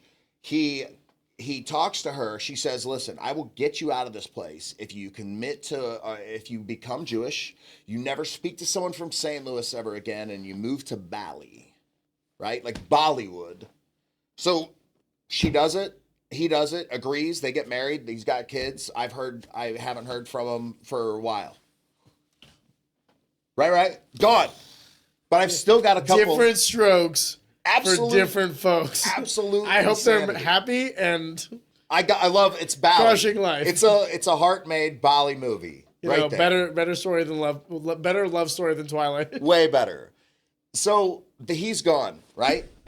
But I still have a couple of connections. So I start working with these guys now for the business stuff. Or maybe I'm that crazy and everyone's just skipping town and not telling me. That he's like, oh yeah, I'm moving to Bali. I met a girl, right? But really, he just doesn't ever want to see me again. Is that what? All right. As a stretch, That's okay. Whatever. I feel like it would be a lot easier to be like, go fuck yourself. Yeah. not fabricate a second life story. So, the other guys are still around. I start training with them. I continue to train with them. Time goes on, and just over time, eventually, I developed a level of proficiency that I started doing it. And specifically, so I would drive. I had you're starting out, get some booze, you get fucking booed off stage a couple times. Booze in the sense of like people are booing you, not people booze in the crowd are as booing in you. alcohol. Okay. No. BOO booed the fuck comma S. Okay. off stage, right? Got you. So even in comedy clubs, most people will allow a comedian to just suck and not say I've never anything. booed anybody ever. Right. You just don't say anything. You're like, this guy sucks. I go to stand-up comedy. I go to Helium. My buddy does the amateur hour or whatever. Uh-huh. I go there. I have a blast. Yeah. I've never booed anyone Right. ever. Right. But these, I feel like if you're in the wrong spot, the wrong crowd, it will happen. So fucking whatever. I had some rough shows out the gate, and I started figuring, hey, if I drive a couple hours out of town, I can play. No one's going to see me if I bomb, right? And just do my thing, and then no risk. It gives up that like fear of like failure. Yeah, who gives a fuck? Who gives a fuck if no one knows me out here. Yeah, anyway. I don't fucking know you. Like, you hate me, great. But I would go out and I would kill it. And I was like, damn, how did I kill it out here? I bombed there. And I was like, damn, maybe just the intro, whatever it is. But I just kept practicing, kept trying to add songs on, and kept working on it. And then when COVID hit, then I was like, well, dude, you've been working on this skill for 8 years or so. You might as well decide to like showcase this on your friends and like let them be entertained while they're stuck at home doing absolutely nothing, bored out of their fucking minds. Would you have done it if COVID did not happen the way it did? No, probably not. Isn't that interesting? It took a pandemic to take the leap. Well, like it was going to happen eventually, but I would not. Yes. Okay. Well, that's what I was working towards. Okay. So it would have happened. This just expedited that. Mm-hmm. Okay. Fair. Like maybe it would have been another 5 years. Maybe it would have been 10 more years. Who knows? But the end goal was still the same. The end goal was the same. So then I jumped on with the COVID thing and just doing videos. They like went semi-viral, and then I got bar gigs out of those. So then out of the bar gigs, I started booking bar gigs. And then I was like, damn, these are going pretty good. And then I was like, man, I'm going to start doing comedy stuff now. Just like, just legit comedy, not me fucking around on stage, like actual setup, no piano, doing comedy. So I started doing that. And then I grew that pretty quick. I was doing like a short podcast, like I did a podcast, a few episodes. And then I moved on from that. And I basically started out the gate just booking guys, and I have my own open mic, right? So I've got my own open mic. I'm practicing every week. I'm booking real comics. I'm doing dueling piano shows at this point, because at this point I've got enough going on that I had other people interested in doing shows. So I'm bringing in other guys to do shows here locally in St. Louis. I grew out of that. I built like a whole music business where now, it's I've got agents booking me now. Which if it hadn't been for COVID and me just being willing to play on Facebook for free for my friends, which fortunately through the generosity of my friends, I actually made money during COVID, God bless. Right. So, I mean, it was insane that I had so many people supporting me, including, dude, Steve Berger even told me, he said, dude, you got to take this on the road, right? So, I mean, just people saying that kind of stuff, it was, it was very, very insightful. Specifically, people that I knew were business guys telling me, hey, look, you should do this. Like, there's an opportunity here. Right. And, you can always get like, I think your friends would be like, oh yeah, great. That's awesome that you're doing that. But anybody else tell you that shit, right? But there's certain people, if they're like business people, they'd probably tell you like, hey, I don't think this is it. So like, unless you just enjoy doing it, like it's probably not going to make you money. But for the fact that guys that know business, they're like, you definitely need to keep doing this. And it's for me, it's not about notoriety or fame or anything like that. It's about just building the skill level, building the business, and building something where regardless of the outcome of what anybody else decides, I'll have the ability to bring my act on like a national stage. I will add to that. Okay. I fell short in fighting in a lot of ways, but I am supremely confident in my masculinity and the abilities that I have, and that I am forever grateful that I decided to do that. Regardless of what endeavor or what, form this takes, I'm sure win, lose, or draw, you'll look back on the same way of like, the destination is whatever it will be, but that journey will be forever and still valuable, regardless of how it is determined to end. Right. And luckily for you, this is something that's not necessarily tied to like a, when I'm 32, I was like, man, I'm getting kind of old for fighting. You know what I mean? I don't know what it is for playing any instrument because I'm not musically inclined at all. I'm illiterate when it comes to any instrument. So this is like a topic where I am very ignorant towards. But I would like to think that you can still play a little longer at least than the average athlete can compete. So time is actually less of a factor in previous endeavors that you've done. I know guys that have literally played till maybe the last year where they passed. And then they passed. So that's... God bless, man. Right. So, I mean, it's something you could definitely... I mean, I could easily be doing this for another 30 years, which is dope. And is that what you want to do? Is that what I mean, that's what I am doing. There's tons of other stuff That's not my question, though. That's what you are doing. I'm saying, is that what you want to do? Oh, yeah. Yeah, absolutely. What is... If you were to give me a hierarchy of importance to the quality of your life, is it playing any instrument, not necessarily piano, any instrument? Is it comedy? Is it martial arts? Is it entertainment? Is it social media? What does your totem pole look like? All of it. That's a faulty answer. It's not a faulty answer. What do you value more? I value more. You wake up in the morning, what's the first thing you do? So number one thing is the music and comedy. Okay, so that's the top of the totem pole is music and comedy. Yeah. So like entertainment. Sure. Okay. But it's all entertainment though. Fair. I do agree with that. Like fighting, I agree with that. Yes. It's all entertainment. So I don't see any of it as separate. And I see it more as this. I see the different things I do. So like, let's say working with different fight organizations, I see that as possibility as far as just opportunity to work with people, right? And like, dude, I've shot videos in Thailand. I've shot videos for Boone Sport. I've shot, locally in St. Louis, shot stuff. I've shot, I mean, I've gotten to shoot for world-class stages. And I mean, I do get to interview world-class athletes and coaches. You know what I mean? So it's like, I don't really see, but what I get to do that with dueling kind of, but not in the same way, So I like, even though, all right, music is number one, the fight stuff's still important to me. So I love being able to like work with that. And I'm going to continue to do so as long as I can afford to. And right now I'm fortunate that I'm not so busy that I'm booked all year. And I have some spots where I can book fight stuff and then book everything else around that. You know what I mean? You're a busy guy.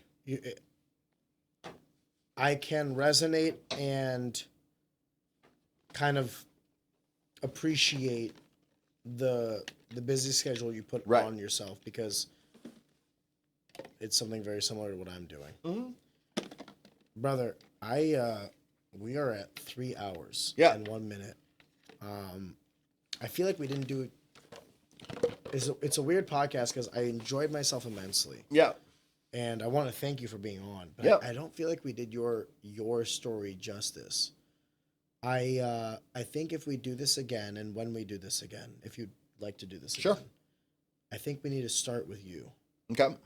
I think you're an entertaining guy. I think that you're jovial and like good energy. Mm-hmm. And I'd like to know more about you.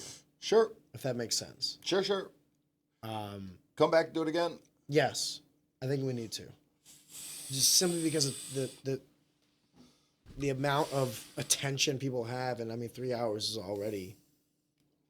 Yeah. I should have not forgive me. I should have not spent 2 hours on it, on politics and Oh, I thought it was good. trough pissing and I think this. butt fucking in rehab's bathroom. Just for time purposes, we'll wrap up, but I'll come back. We'll do the part 2, and go over more stuff that maybe people want to hear about. I want to know next time you come on. The thing I want to know the most about is how you're enveloped in so many different worlds, because like I think I am a unicorn in MMA because like I'm in finance. I'm a nerd, right? Who also simultaneously is like a fighter. Right. But you're kind of a nerd in a different light. Yeah. You're a nerd in the arts. Hell yeah. And then you're also in martial arts. And Yeah. that's where I'd like to dig into a little bit more next time. Well, let me explain a little bit of that right now. We'll talk more about it. But like, all right, I planned out when I had a gym, I was like, all right, what things do I need to have a successful gym? Right? I was like, I need photography skills, videography skills. Okay. Those things are an important aspect For of a having. successful gym? Yeah, because unless you're hiring a photographer, videographer all the time, you have to be able to video. What about word of mouth? Yeah, but we're just talking about from operating social media. It's marketing. Yeah. What do you need for a successful marketing portion of your gym? Because you're talking about word of mouth, but guess what? If you're doing dope shit on social media, the word of mouth is going to grow exponentially. It amplifies. Absolutely. I agree 100%. Right. So when I had a gym, I was like, hey, what things are going to need for this? It's like, all right, you need marketing skills, but then you need photography, videography skills. Because right now you want to be able to, boom, I can put out marketing content and ready to go. So when I was running a gym, I learned a ton of things like all of that, social media. I flew around the country learning social media stuff. But then now that I'm in a different field, which is more of the entertainment realm, for fighting, for music, for comedy, I use those same skills to help all these people grow, right? So that's part of how I'm doing it, is by offering the skills I have and doing collaborative stuff with other organizations. Would you say that the skills you have are cross industry, meaning you could do them for any body for the same reason? Yeah, I would say so. Like, look, one of the reasons that I'm not even like successful yet, but the reason I'm successful in music and in comedy is because I have those marketing skills. I have the ability to sell out tickets. I have the ability to sell out shows, right? And if I didn't have that, it's not like anybody's just doing it for me, right? So if you're famous, you can afford to just hire people. I had to learn how to do all that on my own. The actual logistical skill set of like producing this. Of learning how to create campaigns and how to create ad copies, editing it, and ad putting it together. Yes, all of that. So I had to learn that while I was selling like gym memberships, and so you're selling $1,000 $5,000, $7,000, $10,000 gym memberships. You're wearing many hats: operations, product, and marketing at the same time. Right. And so selling $25, $30, $40 tickets to shows, $50 tickets to shows isn't a problem when you're going that against selling $10,000 training packages. Yeah. Jesus. Right. But that's like it depends on what you're looking to do. I'm talking about the training packages. Oh, sure. But that's what I'm saying. For like a year training, you're in the realm. You know what I mean? And if you're not, and you're training people and you're not doing that, then come holler at your boy, because I'll show you how the fuck to do it. Jeremy, I appreciate you being on the podcast, man. I think we definitely need to do a round 2. Definitely. This was fucking fun. Hey, it was great having me on. Great talking to you. Guys, check out Easy Talk Podcast. It'll be out on all social media platforms soon. Spotify, YouTube, OnlyFans. Thank you, brother. You know what we gotta do now? We gotta actually create a